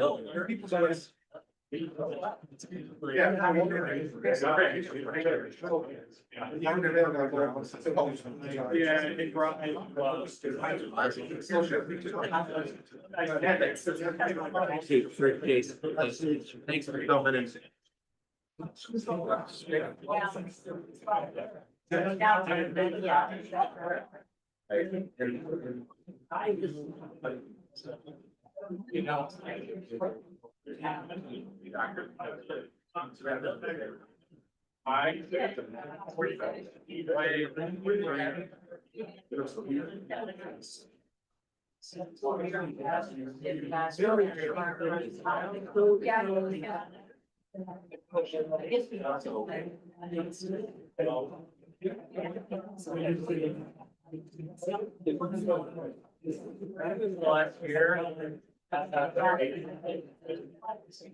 Because we have like, we have so we get charged. You do.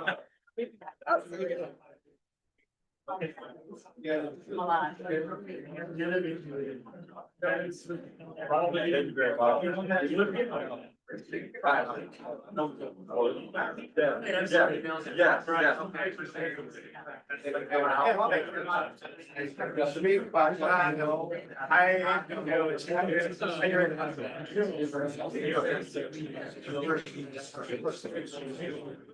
Technology. Yeah. Or, you know, I'm trying because every time actually says other things. Scaring her. I think it had. But. That's I just want to make know. I'm from Chicago. Yeah. So I'm not. I grew up in my company. I grew up.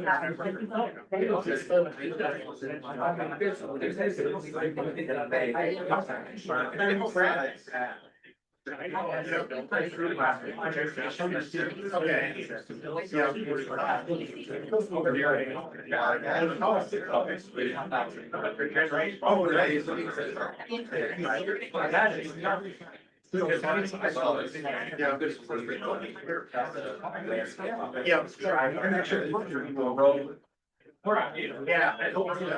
Crazy how they everything like that prairie leading up to like it's better.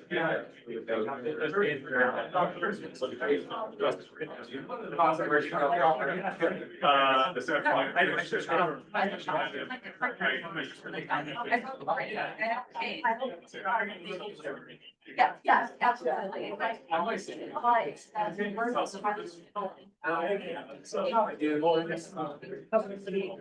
Solely. They have it in that. So I, just in record, so I.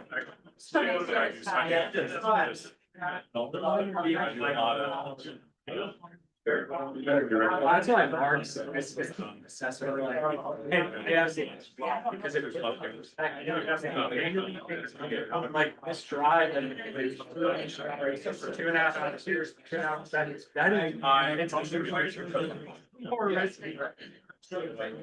Yeah, and I do a lot of. Yeah.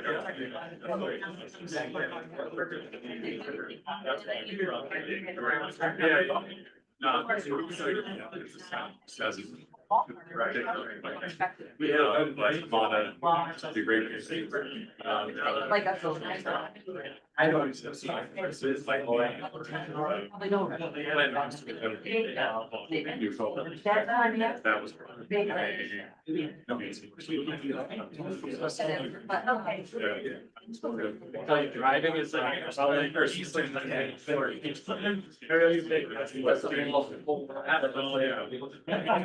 Yeah, but like, that's what we had to deal with all day. That's like, we don't have a ton of like. Yes, yeah, just in, you know. Energy is gonna be like. The next 5, 6, or 15 years. Right up to. I just such a so laid out. We're gonna retire this generation, that to the point of, you know. I mean, the only way I wasn't retired is that. I was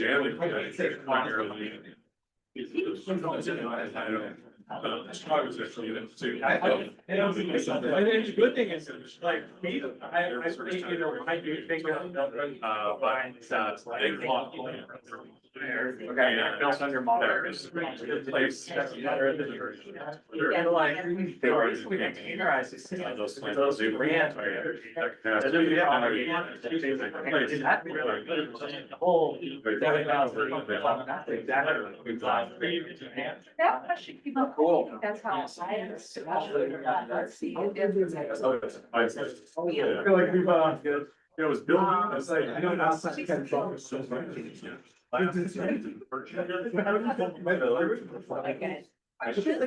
like that. Sorry. It's getting harder. Especially like here. I can, I put steady for me. It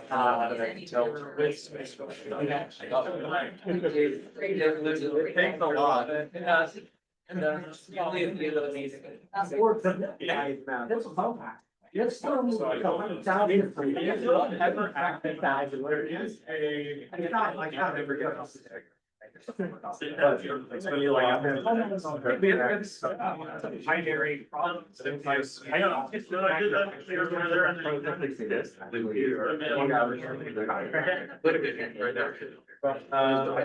well, I was not joking. I think maybe you don't remember this doing that over half years ago.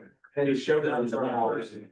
Kind of like being rated, so it was like that was awesome. And it was like, See the guy. and I did like put 2 and 2 together about what there was. And people were like, you're scared speeding first day, and I was like, I was like, if I was that, I'm speeding trailer like. Yeah, I know you're. He's the one that's saying on the other side and I'm grinding. Let us know what we can do. So, I mean, still talk to us now. You fly back to. So, yeah, I think we just need to like, Wanna go final walk detail. around, visit food, enjoy Chicago. Yeah, we just need to work over some final, I feel like we have to control. What's funny, this I was looking at him yesterday and there's something that.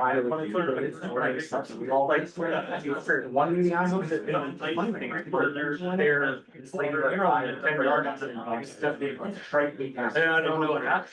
Well, I know what happened. Sure.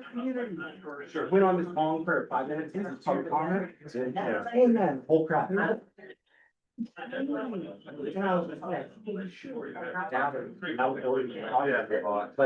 we got a little bit really funny. And it was just like, you know, the first one, I was kidding. Yeah, right. So I told my wife, I was like, no. I'm really blessed right now. So, well, you know, if you guys want, I guess to come back for questions. Please, like, I'm really here, let us know, I know sometimes it's harder, but if you want that, yeah. Let me, I'm unfortunately, see, that just shows how we're here. We did cover this meeting well last night. Yeah, right there. I think everybody's up to speed enough. Keep tracking. Right, I can't tell you're talking about. You know. Yes, so. Last night, they're ready. Yeah. Or whatever, yeah, he seems to. We're not gonna. Generally, it's pretty high. One way or another. But we got to. I'm asking. I'm not very good. Alright,